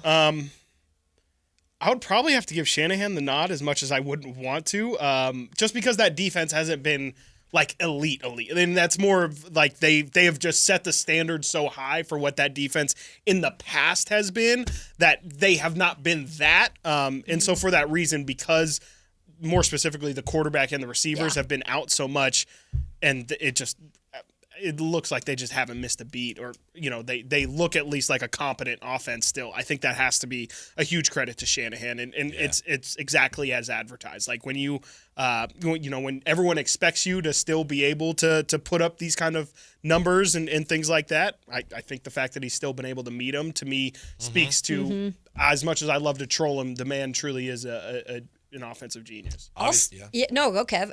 I was just going to say, obviously, you can't go wrong with either one. They've both done outstanding jobs. Yeah. I would go Salah because, first of all, the defense, he's had a huge impact on the defense over the last couple of years since he's been gone. Yes. And then on top of that, you've had the injuries. And you're right. They've had some games, like even yesterday, they gave up like 5.6 yards a carry or something like that. It was giant. So it's been a little spotty, but I mean, they've just been gashed by injury. Yeah. They've still had their moments. They had about 3 quarters yesterday of excellent football. The defense, I think you'd say, won the Rams game for them. Yes. So I would go Salah. Also, I think I like them both, but I like Salah a little more. I think, to give the argument of Salah too, because I think we all know what Kyle Shanahan has done even in the past, and he is brilliant. I'll tell you that much. He has an ego, but he's brilliant at what he does. I know, me either. But with Salah, I guess he even getting a second chance, not as a head coach, but we all knew kind of the defensive mind he was. But to do it with the fewest pieces I think he's probably ever had to do it with in terms of the biggest names. New young players before people even started getting her. And even, you guys, if you look down at the production they got from like Cleveland Farrell and Tatum Bethune and all these guys that are kind of stepping up in place, just not even permanently right now, you're still kind of like getting production. And I think it's just Salah's attitude, the way he demands the energy and the next man up mentality, as cliche as that is. It kind of is who he is as a coach. What do you say, Jay? If you go with Chris, we got a toss-up. If you go with Robert Saleh, we have a decision. Yeah. It's all right. I'd probably go Shanahan. It's a toss-up. I'd probably go Shanahan. Yeah, I mean, just quick, short, and sweet. I think Saleh has done a great job with a lot of young guns, but I think we all expected that. We all expected the Upton Styles, the Marcus Eagles, the Greens and D Winters, who's leading the team in tackles with 59. Shots out to D still being healthy. Like those type of guys we expected, and we wanted to see who they were going to be. Shanahan has kept his team on the tracks completely. Yeah. And if you just honestly, like, it is getting uncontrollable with injuries. I'm over the next man up because there's no next man. It's been shown that there's no more next man. They have to go find a person now. And so you got to give Shanahan a little more love than Saleh. Yeah, isn't it just amazing every time they show the faces of the coaches when another player goes down, and you just wonder what they're thinking. It's awful. You can just see them. This is a joke. This is actually thinking, a joke. there's just no way this could be happening again. It's like, what did I do in my lifetime to deserve this? Yeah. You know? It's disbelief, but on the other hand, it's like, well, of course he did, because that's what happens, right? Every game, somebody goes Everything down. that can go wrong will. Yeah, you mentioned Cleveland Farrell, that sack that he had on Dart yesterday. When he hit him from behind, you don't see hits that hard anymore in football because they're illegal, except the fact that he came from behind him. Right. Oh, man. He smacked him. Yeah, from a rookie. That's one of those, like, rookie welcome to the NFL where he's probably going to, like, look back at that hit 10 years from now and be like, no, I still remember how that one felt. And it like, still hurts, that when left you don't see him vertebrae. coming like that, those are the different kind of pain right there, for sure. Yeah, so you got the fact that you lost another key player to injury. Yeah. The defense, as I said, allowed 5.6 yards per rush. And then you got the Rams this weekend, so it's no time to, hey, we're 6-3. This is great. No, divisional opponent, so it's a doubly important game as well, and the Rams are just a really, really good team. Like, we put the rivalry aside, like that is a team that is, and I know they always, like those two teams when they're together, obviously that Thursday night game was incredible, but these two teams always seem to truly, hey, this is one where you throw the records out wide. Yeah. You know, this is two teams that just absolutely love to get into incredibly competitive games that are down to the wire. And, obviously the Rams are the more healthy team. They're the more star-studded team, especially at this point in the season. But that was exactly the situation the Niners walked into on that Thursday. I guess to counter that, the only opposition would be that the Rams should know now not to overlook the Niners. I just feel like that's just destined to be a great game, and honestly one that when we look at the end of the season could end up determining the division in total. Yeah. I'll say this real fast, Kaylee, before you rock on. The 49ers are playing with house money on this week. Are they? Yeah, they are. Because I'm going to tell you why. And I'm going to consistently say this week. The fact that you went in and stole the Rams game the first time, and the fact that you're 6-3 and you still have the Cardinals, you have the Tennessee, and you have Carolina. On top of that, you also have the Bears, if I'm not mistaken, too. Right. You've bought yourself a little spare time. And the fact of the matter is Ayuk ain't here. Purdy's probably not going to play, and we could continue on and continue on and continue on. As me and Whitey always talk about on this show, if they're keeping score, I want to win. No doubt about it. I'm not saying, hey, listen, this is a throwaway game. But the 49ers have gotten lucky in many different instances. I'm not going to sit up here and act like they done blew everybody out. They've gotten lucky, hence the Rams game, and they've bought themselves a little leeway. If they lose to the Rams, I don't need nobody to come in next week talk about the house is falling and all the card is done. They snuck one out against L.A. You got lucky, and now you're playing with house money. Just leave healthy, right?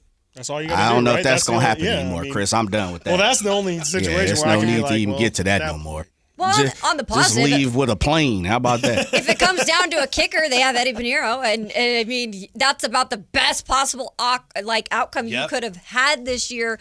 When we started the summer, or the end of the summer, I should say, talking about all the stuff in terms of what were they going to do with the kicking situation, and Shanahan doesn't want to have to deal with that. For him to come in and really, I think he's missed one. He missed his extra point. His first kick. And that's all so far. Dinero Pinheiro. Yeah, there we go. I'm waiting for that Jake Moody revenge game, you said. You said they got the Bears coming up on the schedule. No, that's always how it goes, at the end right? of the season. Yeah. That's always how it goes. Problem is, Pinheiro, the way it's going, he's probably going to have to play defensive tackle. Couple weeks. Next man up. Give him more pay. Yeah. He's the next man up. Yep. NFL Week 9, strange but true when we come back to Sactown Sports. On the move? Got somewhere to be? Take Sacramento Kings basketball with you. The Sactown Sports app will let you stay connected to your passion. Never miss a moment of Sacramento Kings basketball with the Sactown Sports app.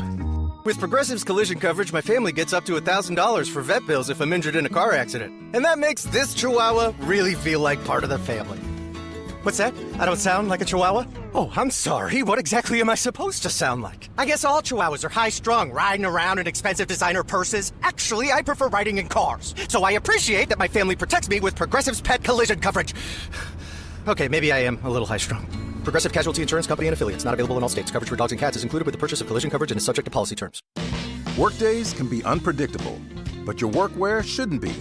With a Cintas Apparel Plus program, you'll have freshly laundered garments for everyone on your team delivered every week. Cintas has workwear for just about any job imaginable, with high-performance fabrics and an uncompromising fit that stretches and moves with you. Don't leave looking and feeling good to chance. Visit Cintas.com. Oh, I'm ready! And get ready for the workday.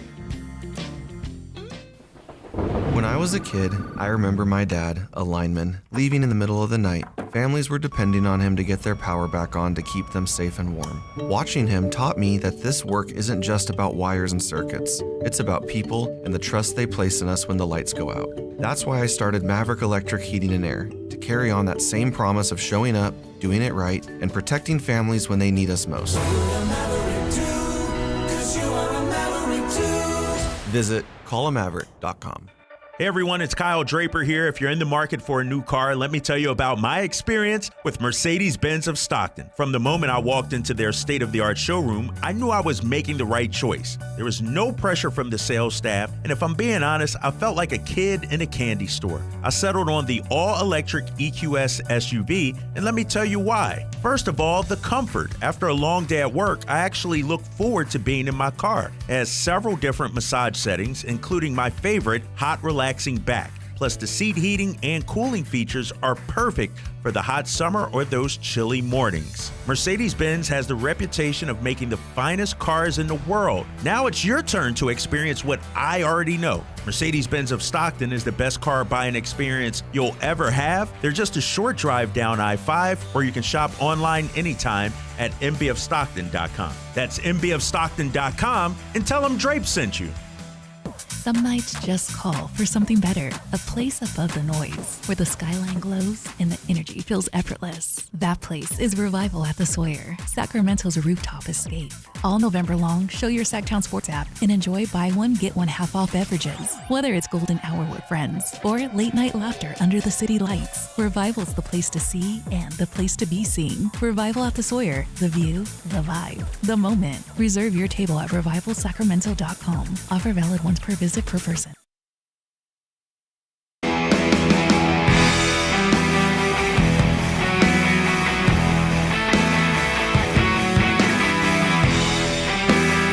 Your afternoon home for Kings talk and so much more. The Drive Guys on Sactown Sports. So much more. So much more. We were just looking at the 49ers' upcoming schedule. Jared Williams says the Bears and the Panthers aren't a joke anymore. Both were involved in some of the crazy results yesterday. True. I'm not willing to go that far, but yeah, sure. That they're not easy, still easy games, but yeah, I think the results yesterday was absolutely crazy. The Panthers are quite capable of running the football down your throat. Man, Yes, Rico they Dowdle, are. where did that come from? He looks great. I mean, I don't know if they're going to figure out the Bryce Young thing, but they've definitely found something with that run game. It's been about a month now that it's been going, and so it's tough to say it's a fluke at this point. What did Bryce Young threw for 100 and something yards? I think yesterday? it's something like that. You and I could have. It's still not That's good all that enough. matters, right? Right, but W's. give the credit to Dave Canales, Right. their head coach, Sure. who's new. Been on the only second year. Yeah, and he was on the hot seat for a second. Exactly. Yeah. I mean, this is all I'll have to say about that. They're not a great team, no way, but they're winning games. Yeah. And when it matters, like in a situation like that, a bad team that's been bad for a while, when you're starting to win games and kind of getting that momentum, I think that tells you something about a coach, and he still doesn't have all the pieces he needs, even maybe not even have the quarterback he needs. But to win some games right now, they're not as bad as I thought they'd be. I think the Packers lost because of those hideous I agree. faux mock Yeah. leather Those helmets they wore. Whatever the opposite of look good, play good. That's what we saw. Don't you have a That is- picture or an actual real life It's vision, horrible. The vision leather of it heads. here? Yeah. I mean, look at that thing. If you're That's watching the it. crown of superiority. Yeah, I would love to be on YouTube, you can see They it. should have had the worn the Those things Guardian are caps and made just them like that or something. Isn't that insane? They used to play with these and actually like hit each other. Yeah, it wasn't what's that more bad. insane is that they saw those and then said we should try and redesign it for 2025 and then Bingo. wear it in the year of 2025 when we Yeah. should have left it in 1905. Those weren't that bad, Kayla. We wore those in I played on this. Wore those in high school. Dang, It's all right. Kev. Our senior year was a big I year. played on a team called the Vallejo Vikings, and we just had Yeah. white helmets. And if you had a good game, they gave you a Minnesota Vikings helmet to wear the next game. And I mention all this. I know no one cares, but I was very reminded. much care Yeah, now. Chris does. I'm locked So in. I was telling a friend of mine, actually was on the radio, and I said, yeah, and if you played well, you got to wear a real Viking helmet. And he was like, you mean like with the horse? Yeah, like Yes. Flav would wear And I was it. like, no. Not an actual, anyway. I mean, that was just, I could have seen it. It's like Yeah. the turnover chain kind of same Right. spirit. Okay. It's like, you show up to practice all day with Yeah. What do they call the horn? the What do they call that? Gillahorn. Yes. Come on. Yes. What? I'm very familiar. The Gillahorn. Uh-huh. I didn't Yeah, know. yeah, Okay. absolutely. Yeah, I think it's like GH something. It's It's legit. I'll very, tell you very that Swedish. much. Which of these is the more surprising true statement? Sam Darnold is an MVP candidate. Oh my goodness. The top three teams in the AFC right now are in order: Indiana, New England, Indianapolis, New England, and Denver. What year is it? Yeah. Cam Little of the Jags drilled a 68-yard field goal. Which of those is the more unbelievable? I would say number 2 is pretty crazy. You The think? Colts, Patriots, and Denver 1, being 2, 3. the Yeah. three Right now. best teams in the AFC is pretty insane to me. Like it really is like, what year is this? Peyton Manning and what is going on there? I mean, I don't think Denver had a little bit Yeah, of Denver smoke did. behind them before the year for sure. People were excited about Bo Nix and Sean Payton figuring it out and all that stuff, but Indiana. I mean, what are we talking about with Indianapolis? I know. And they lost yesterday, but still, yeah. like they are still a team where none of us thought they'd be where they are right now. in New England too. Like, I'm a believer in Mike Vrabel. Thank you, Mike Vrabel. But to turn it around this quick, Drake May. I was a Drake May fan coming into the draft, but I wouldn't have expected him after the rookie season he had to turn it around and look like just straight up one of the best 5 quarterbacks in the NFL right now. Yeah, no, I think the number 2 is definitely one where your mind is a little blown. I'll just go out in the wild and try to make a case for Cam Little. Why not? Because, I mean, first of all, he sounds like a character out of a book. Like Cam Little's kicks, like you can make it into a kid's book or something. Yeah. Because he drilled like a 70-yarder in the preseason, and then he goes and has a 68-yarder, and you're going, okay, is this where we're at now with kickers that you can actually like have something like this happen? I think that was a record. Yes. When it comes down to it. Yes, and I think after his warm-ups, the kicker will tell the coaches, this is my limit today. And I think he said his limit was around like 62 or something. So, but it's the end of the half, so they're like, all right, we'll try 68. Yeah, just Boom. throw him out there and he hits it. Yeah. I was like, wow, that's incredible. Mm-hmm. And I'm looking too here, coming into that game yesterday, he had not made a kick the last 2 games. Which is like the most insane. kicker thing. It's not like we're before the record was Justin Tucker, game-winning kick in a dome. Like, it made sense. One of the best kickers we've seen, period, in a dome. All of it for game as well, like a little bit extra adrenaline, not a 3-6 halftime score at Allegiant Stadium from a kicker who is like maybe on the verge of getting cut before walking into the stadium yesterday. And then he gets a 68er. Yeah, 68 yards. I can remember and it was good from like 72. Yeah. Sorry. That's fine. For a long time, the record was 63. Yeah. And it was Tom Dempsey on the Saints. And that record lasted from like 1971 to 2013, something like that. Like 63 was like, that's the furthest you can kick a football. You just can't do it. It's and not now, physically possible. I mean, you just look at what guys are doing this year. Yeah. No, it's going to get to a point where they're going to kick field goals from the other side of the 50, and it's just going to be normal. Like, I mean, it's crazy because he hit the 68-yarder with ease 5 yards to spare. Someday guys are going to get cut for missing 72 yards. That is exactly right. No, you're going to miss a 63-yarder, and you're at one point this was the record, and now it's like, well, what kind of kicker are you? We're going to work out 3 guys this week, and we got to do something about the kicking. And if you check Instagram, you got Rodrigo Blankenship hitting kicks that the longest kicks of the week every week on Instagram, and so it's like I'm confused as to what exactly, much like quarterback, it feels like with kicker, why have we not been able to figure out what makes a good and what makes a bad kicker? A lot of people think it's the ball. Just they're allowing crazy. them to use their own I have heard K-balls now. I have heard that. Yep. Yeah. So they're obviously putting helium in them. Clearly, or I something. guess so. Or like, it's on a string that we can't see, or something's Eddie hit going a long on. one yesterday. What was it? He did. He's not supposed to be a power kicker either. 55 was it? It was. I have to. It was a long one. Yeah. I have to look it up here. As for Sam Darnold, by the way, let's just see what happens in the playoffs. Because remember what happens in playoffs last year? I recall. You can be as good as you want in the regular season, Sam Darnold, and I'm talking as from a Seahawks fan perspective. But until you show me you can get it done, I'll wait on that. Is he? I saw that on ESPN. It said he bolstered his MVP case. I hadn't even really thought of him as that. He had an incredible first half yesterday. Mm-hmm. The numbers were like, nah, that's not real. Like 16 for 16 with 2 touchdowns or something in the first half. Yeah. It was good. It's incredible. But is he an MVP? To me, that's the one. I don't think so. No. Okay. I mean, it's insane. I mean, I think maybe it wasn't my answer because I just don't think it's going to be a thing, but it's crazy that we're at the point where Sam Darnold could legitimately be an MVP. But you know what? A month ago, we were talking about Baker Mayfield being an MVP. And so I think it maybe is just, again, a sign of what we were talking about when it comes to the standings, like the NFL, even from just a talent individual perspective, like is as close as it's ever been. The margins of maybe Patrick Mahomes to Baker Mayfield maybe isn't as big as what we would like to make it out to be, or maybe it's just not as big as when it was, Tom Brady to Mark Bolger or something. Like, I think it's maybe just that there's so much insane talent in the NFL that even a retread quarterback, you can be in an MVP conversation 3 years later. Like it's like there's so many Mac Jones is an example. Hey, maybe Daniel Drake, Jones is maybe an example. Drake May, like all these guys, you can't quit on them at any point. Sam Darnold was 21 for 24 for 330 and 4 touches yesterday. Yeah, and that game was over. In the first quarter. Yeah, in the first quarter, pretty much, and he was still just incredibly consistent. I mean, that's not the first game like that he's had this year. It's not. No, it's not at all. And I would honestly also like to give a huge shout out to Jackson Smith and Jigba because it's a big reason why he was great last year too. Sam Darnold with Justin Jefferson, but.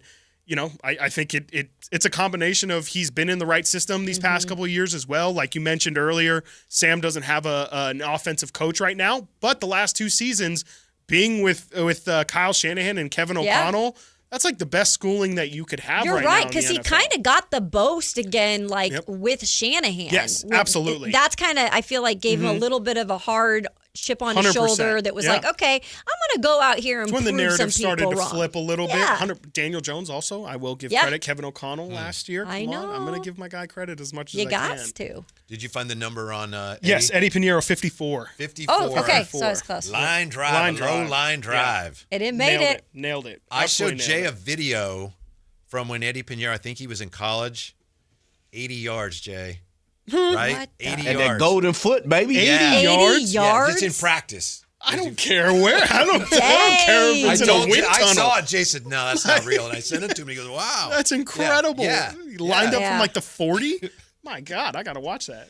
We'll come back, take a look at the Kings facing a familiar face in a tough matchup, and wrap this thing up as we get you ready for game night tonight. It's Drive Guys on Sactown Sports. I found out that one of my players was vaping, and I said, hey, right now's the time to be honest with me. He said almost everybody in my team was vaping. The next day, all the parents came in. I said, how many of you guys think that your kids are vaping? Not one of them raised their hand. There's a joint fight to make something better. We don't sit back and let it happen. Coach Sanchez is exposing Big Tobacco's playbook.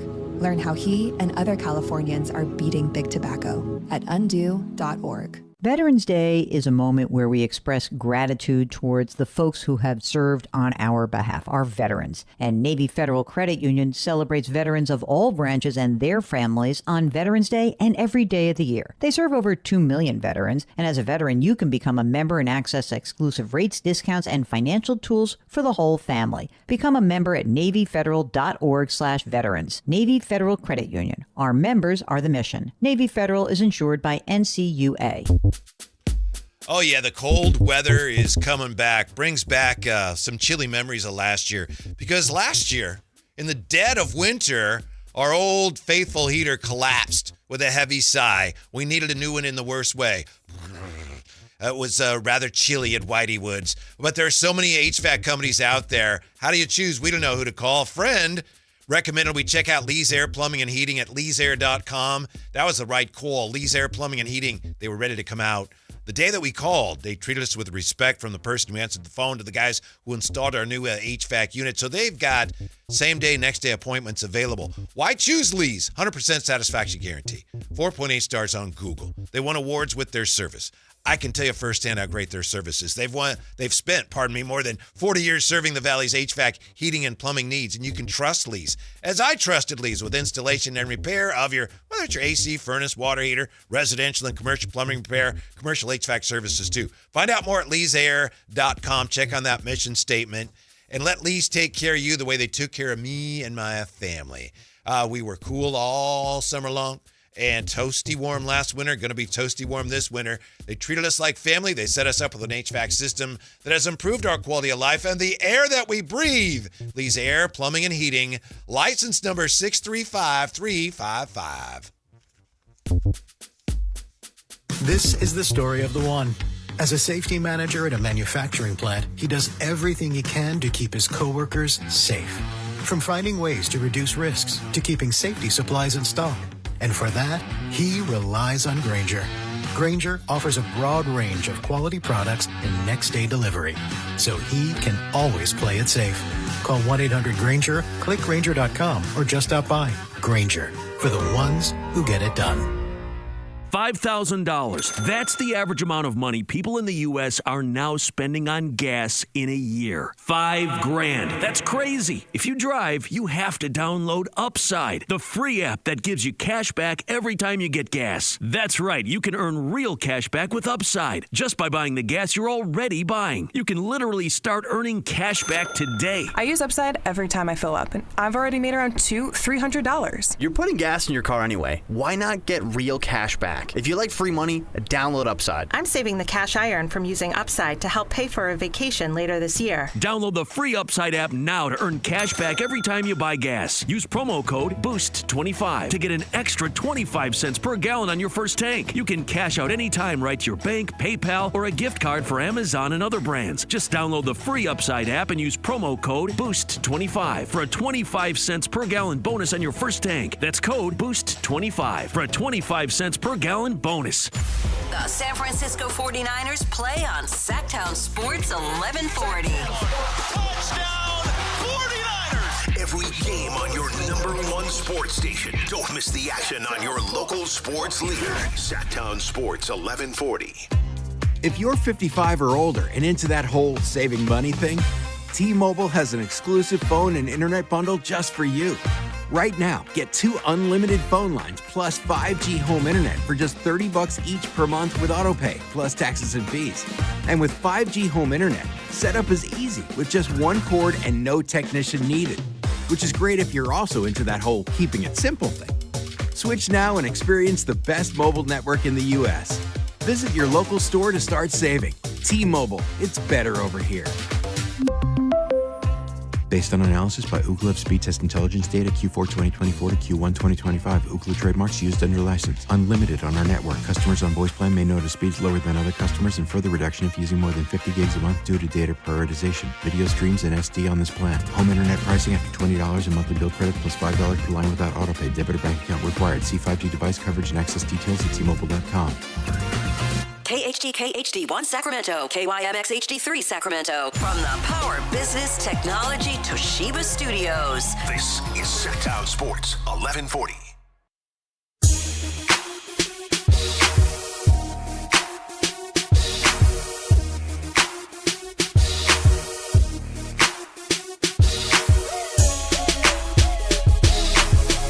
Live and local, it's the Drive Guys. Watch the show on youtube.com/Sactown Sports 1140.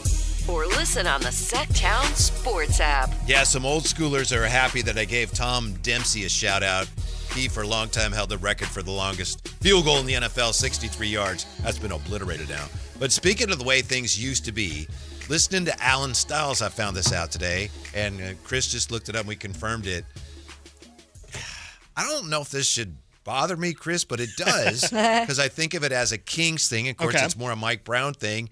Mike Brown and the Knicks have a defensive player of the game, like the Kings used to when Mike Brown was here. Yes, they do. It's something that I think a lot of teams across the league have taken note of in general, like whether it be a hardest playing player, or I think a lot just kind of defaulted to defensive player of the game. But yeah, the rituals post game, all that stuff. I think the Kings for Mike Brown's tenure just did a chain for the most part. And it seems like Mike Brown has taken the same concept, but has put a little New York twist on it. And instead, now for the Knicks, when they get wins, they pass out a hard hat with the Knicks logo on it, but also a single Timberland boot.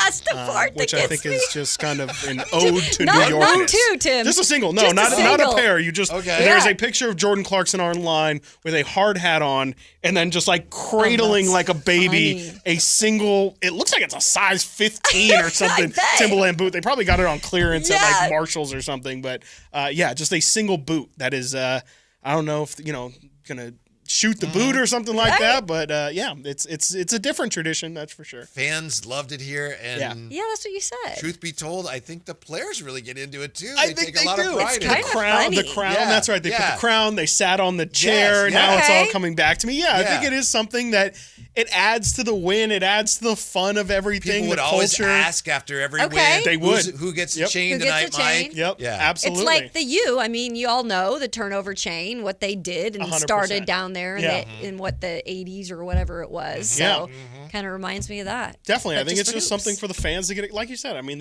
fans would ask about it. It's just part of something the Kings have been great at, and that's like engaging the fan base. The beam, it's like the similar concept. Like, I think it's all just getting something else to talk about on a game day and another reason to be excited for a win. And I do think it'd be great if the Kings kind of had some of that now. I think it would be really good. It helps you relish victories as well. It's like, oh, Keegan got the crown tonight. Like, look at him smiling. Look at all the guys, spraying water all over. Like, I think it's just, it adds to the fun of the season, and especially when you're maybe not a team that meets the goals that you're hoping to meet. Speaking of the beam, I thought this was kind of cool. I got some of the new basketball cards last week.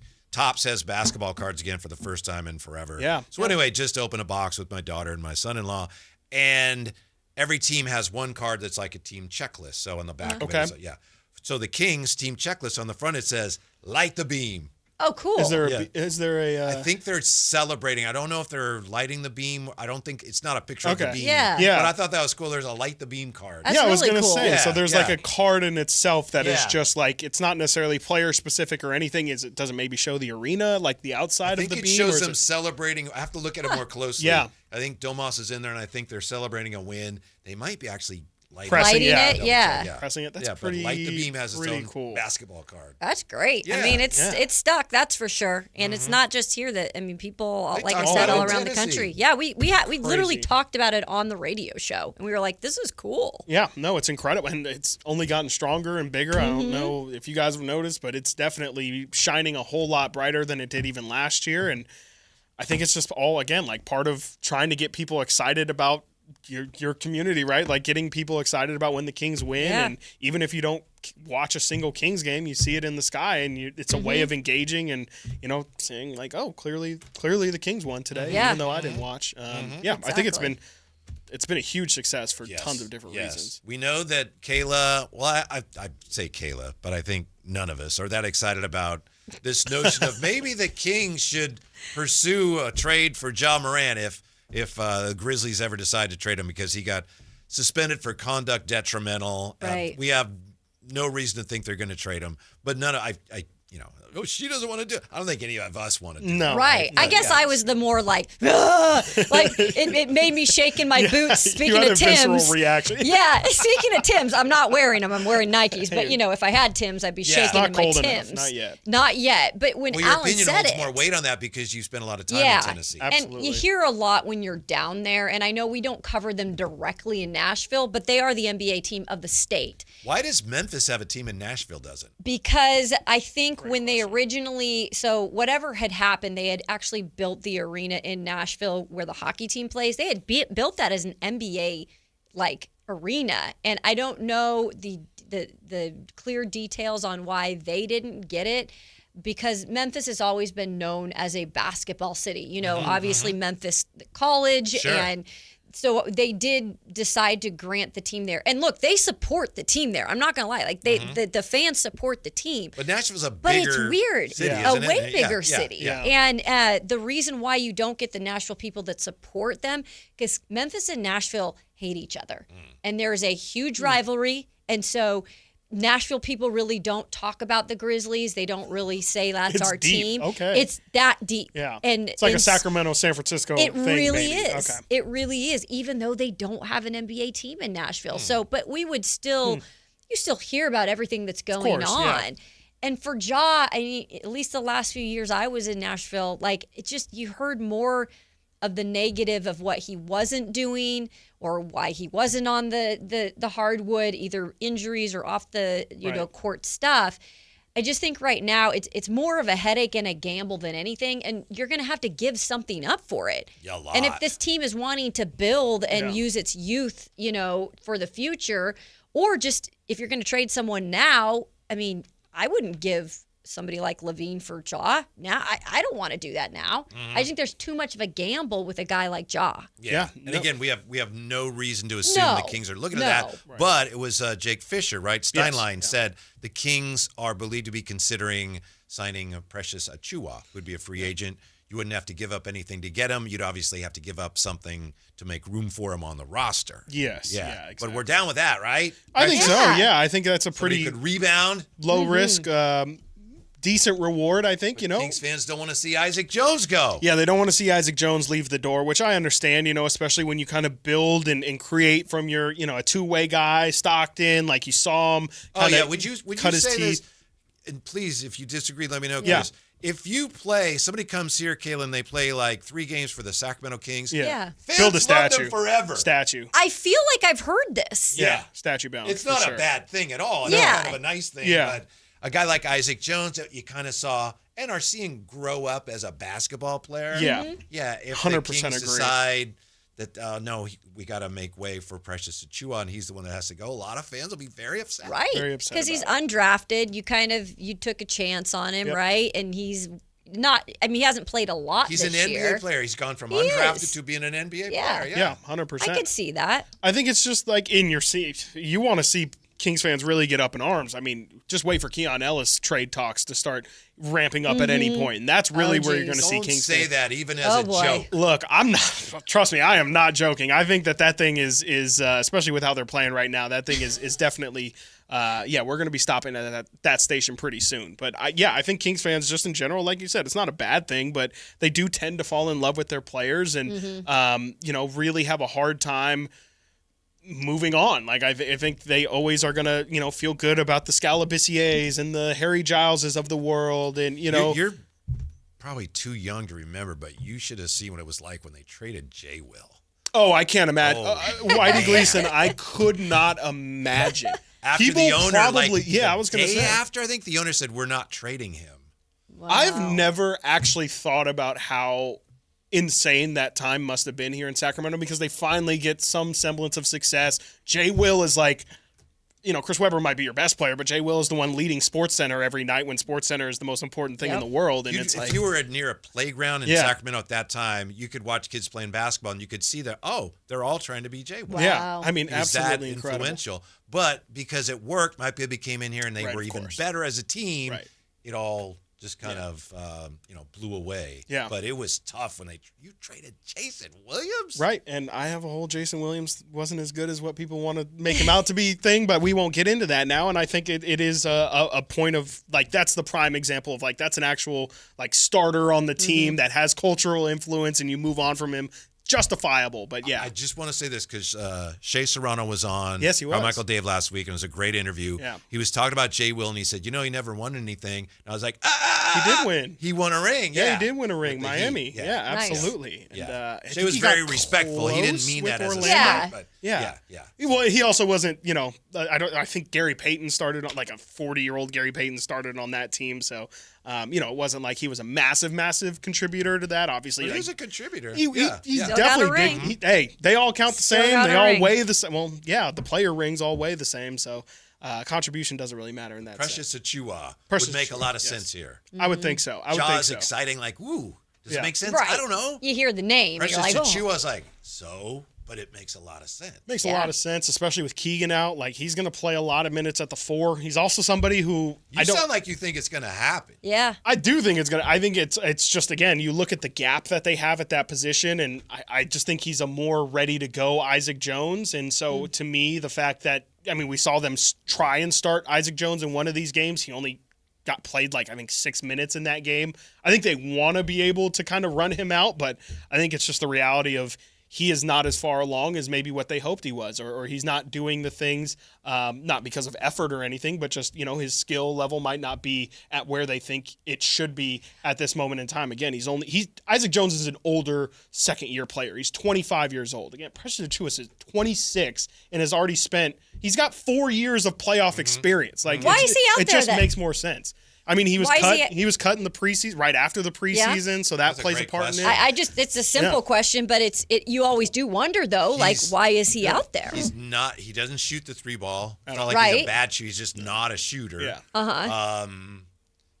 As far other than that, He's undersized. He's 6'8". Yeah. He's He's a smaller, like yeah, he's not definitely as big as he's big, definitely a smaller big for sure. Like he I don't probably fits better in a lot of situations as a center, but he's Correct. only 6'8". Yeah. Yeah. So he's also not really somebody who I'm jumping at I'm Precious Achiuwa. Like, let me absolutely, like, he's somebody who you probably would have thought if the Kings didn't sign him, like, he probably would have been available a month from now. Yep. Or, you know, it's one of those things where you sign him when you need to. And at this point in the season, nobody else is in scramble mode as much as the Kings are. Like, the Kings are in a situation where I don't think they're winning as much as what they were hoping. And they're, I mean, kind of on the verge here of starting to think about, do we kind of go more to the selling side of things? This 10 games in, or whatever, 5 games into the season, nobody should be at the point where they are actively looking to shake up the roster as much as the Kings are right now. Yeah, I think that would be the answer to your question as I think about it. It's a good one. Yeah, no, that makes sense. He's a little undersized, yeah, but he's not a stretch at all. No, not at all. Does not have shooting ability. Yep. So, you know, he's a little compromised in that he's not a modern but day. he can block shots. He can defend. And he can rebound. Yeah. Really, really well, too. I mean, I've comped him to Quincy Acey. I think he's just like a hustle energy guy, somebody who comes in, understands what he's out there to do, really decent rim protector. And again, him being 26 years old makes me believe that there might be more in his legs than I thought. You know, he's really somebody who, being an undersized center, you are going to lean on your leaping ability a ton. And he would fit this roster. I think so. Yeah, I was going to say, really would he be a so. fit? And it sounds like it would fit. You look at that roster, there's a thirst for a little bit more size. Yeah. And so they started Dylan Cardwell. We all love Dylan Cardwell in the last game, and they just couldn't keep him on the floor. Right. Yeah, and he's somebody to that point as well, doesn't require shots. Like, he's somebody who, at the end of the day, you can play him, and he fits with the roster because he's not looking to take shots away from anybody on the team. Like, he's maybe... Which we can't afford that right now. No, there's nobody else who could be on the floor and be looking for shots, especially when, you know, Russell Westbrook's coming off the bench taking 13 shots or something. You can't have Precious Achiuwa coming in looking for 5 to 7 of his own, you know? So I think he's going to fit in really well. And again, just somebody who knows who he is and knows his role. And the more of those guys you can bring in my opinion, the better. If he comes in. If of course. I think it's going to happen. It just makes sense. There's a huge hole in the roster. And, you know, again, I think if they are looking for right now play, I think Precious Achiuwa, there can be a conversation of, can Isaac Jones become Precious Achiuwa? 100%. But I think as we see this team is trying to be competitive for what it's worth, I think today Precious Achiuwa makes you more competitive, but that can lead to a different conversation of, you know, where should the Kings be trying to aim their sights right now. That's just maybe real a different quick, talk. that would, just for people who are wondering with Isaac Jones, like, he would have to be passed up by all 3 teams, like, to be able to keep him on a 2-way situation, right? Waiver like that, process. Yeah. The High Flyer is going to, of course, be here for game night, and he's already joining us now. Henry Turner, how you doing? What's good, ladies and gentlemen? How's it going? Good to see you again, Henry. Oh, for sure. I would have had at least a boot and a quarter of my sock and some booty that night. Oh, Jay. I'm glad he played that. Cause hey, I'm just like that. I'm just like that clown in the '80s. Homie, don't play that. What do you think? And I don't know how much you can talk about. Well, he's a free agent. I know you're an employee of the team. He's not playing for another team, but Precious Achiuwa as a fit here for the Kings. It's been talked about. Jake Fisher says the Kings may be looking at that. What do you think of a player like that, or that player specifically here? Needed. Yeah. Needed. I mean, you know, it's no secret we're having a problem at the 4 spot. Having problem rebounding the basketball, having problems protecting the rim. I mean, it's not even a question about that. But, you know, my thing is, who you going to move? Yeah. That's what we were just talking about. It might be Isaac Jones, and we know a lot of fans already are saying. Why would it be Isaac Jones? I know. Why? Do you want to see that happen? I'm like, you have Sarge and McBuckets are still on the roster last time I checked. Because, well, if it is that, we don't know what they're going to do. I'm saying neither one of those dudes to hit the floor in months. It'd be less expensive, right, Chris? Yes, because correct. Those 2 have guaranteed deals. Yep, both of those guys have guaranteed so deals. if they did I'm that, not going to say why, but keep going. That would be why. We don't know what they're going to do, but if they did that, if it was Isaac Jones on his way out, you save money that way, potentially. But why do you? I'm not saying it's the right No, move. I'm saying, why would you have a guy that pretty much has a higher ceiling? We know what these other 2 got. Yep. They've been that for about the last 5-10 years. But I think IJ still has a higher ceiling, and you know, and the money is not huge. No. Yeah. Even though I'm not spilling it, but you know, the money is not huge. If I had to make a move, I wouldn't move IJ. I wouldn't. Agreed. I would like move. If you could bring Precious Achulia or whoever else you're going to bring in here to help out your front court, I still would keep AJ. Yeah. In case of emergency, break glass. Sharich, if you kept Sharich, you would have the $5 million or whatever as a potentially you could move that in a deal. There'd be some upside with that potentially. Mm-hmm. So. But what I'm saying, I mean, I definitely wouldn't move IJ, man. I still think this guy has some growth in him. Mm-hmm. Yeah. And that's the thing with this team. That's what they're eventually trying to get to is we're trying to develop these young players. Well, all teams want to get that eventually. Yeah. We're not there yet. Yeah. I'm about to say, have you seen the age of that roster we got out there on the floor? But I'm saying the ones that you have, and he's one of those that you have. Yeah, of course. I mean, at some point, you have to be able to develop your talent because in a small market, you're not going to get guys that's going to be here for that long of a haul. You know, a lot of veterans that come here, they might have like about 2, 3, maybe 4 years on their career, and that's stretching it. Yeah. So you're going to have to go out there and play your Nick Clippers. You're going to have to play your Maxes. You're going to have to play your IJs because you really need to see okay, what all can these guys do? Where can they be? You know, who can they be? Who's going to be the next superstar on this team? Who's going to be the next guy that's going to step up when Sabonis gets ready to leave, and then you don't have DeMar, you don't have DeRozan no more. Zach might be on his way out. You never know. Those guys eventually will leave, whether they retire or stop playing. But you do have to look towards your future. Yeah, that would be one of the good things about Precious Achiuwa. He's young. Yeah, he's 26. He's been in the league a while. He's a veteran, but he's only 26. Right, and that's the crazy thing now is that you can be 26, young age wise, but when you have that one and done, you got to think some of these guys hit the league at 18. Yep. They How can't old even were you when you were a rookie? 21, hitting 22. Oh, that's pretty young. Yeah. I mean, I went all 4 years. So it wasn't no one and done back in my day. I think Michael, Bird, Magic, maybe. If you wasn't those three, you was going 4 years. Yeah, the High Flyers with us as we're getting ready for a game night. Denver Nuggets. Denver's a good team, Henry, but what did you think of that win over the Milwaukee Bucks? Man, you know what? That's why we have jobs. And that's why it gets so confusing. You get high and then you go low because, you see a game like Phoenix. And you're like, man, what the hell is going on here? And then they go to Milwaukee. You like, that's what I'm talking about. See, they can do it. They can do it. You know what I mean? I mean, you go from low to high and it's like, okay, fellas, you guys showed us that you can play very competitive. Now we'll say this. It wasn't a defensive juggernaut out there on the floor.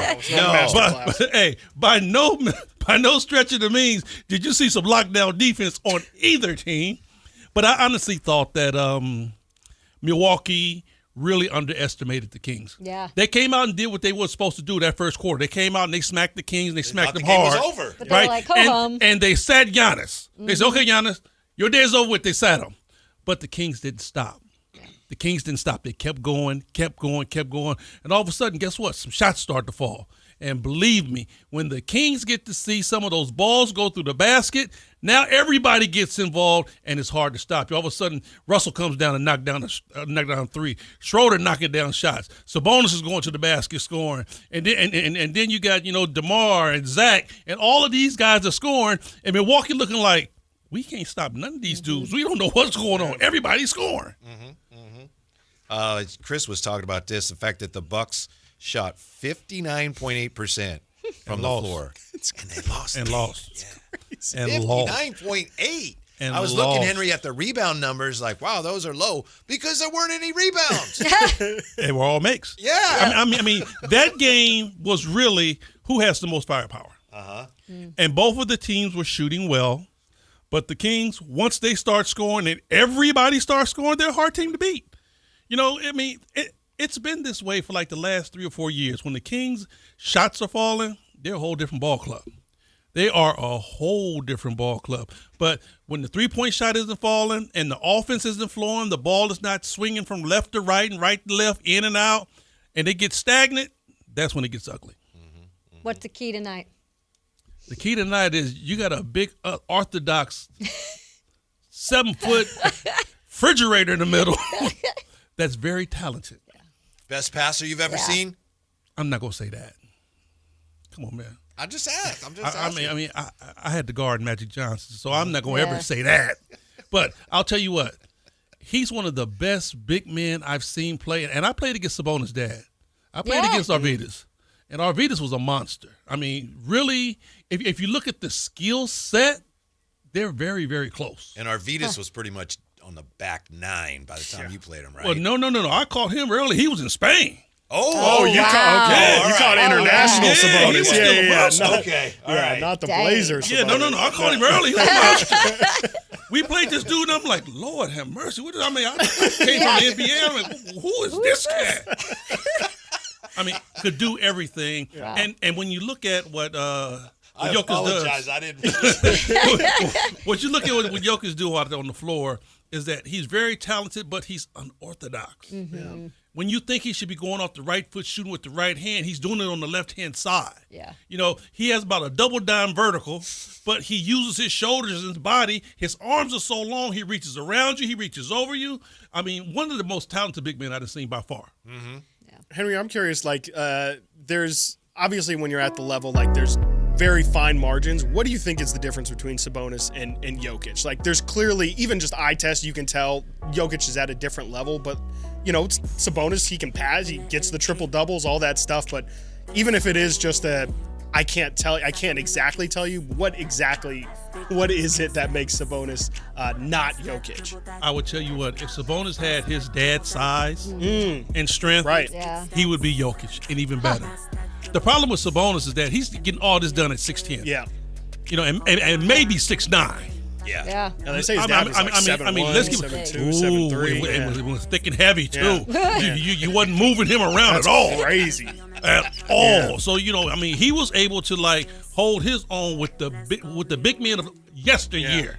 Yeah. I mean, Patrick Ewing and David Robinson wanted nothing of him. Mm-hmm. And he would tell you, too. That's crazy. He was smoking a cigarette. Halftime. Smoking a cigarette. Yeah. They know me. Yeah. David Robinson, Patrick Ewing, I kill them all. Oh, my God. And he was dead serious. Dang. Gave them buckets. Arvydas Sabonis was a monster. Thank you, Chris. Absolutely. Yeah. Thank you, Kayla. Kayla, you're back tomorrow? Thanks, guys. Wednesday. Wednesday. All right, Jay and I back with you tomorrow. Stick around because we got the high flyer and Scott Marsh, the low flyer, next with Game Night on Sactown Sports. Always in the Jason Ross. Too slow. Cheerleaders looking good though. Full court, it's a night show. Need a little give and go. Whole team looking like wow. 2.3 points. Yeah, it's adding up. Have you had enough? Shoot the J, stay ready. Legends in the crown heavy. Half court buzzer beater. Pacific Conference leader. You never know what you might hear when listening to a Sacramento Kings game. Out of Keegan, going for another triple. Man, is he feeling it. Keegan, can he do it? Yes!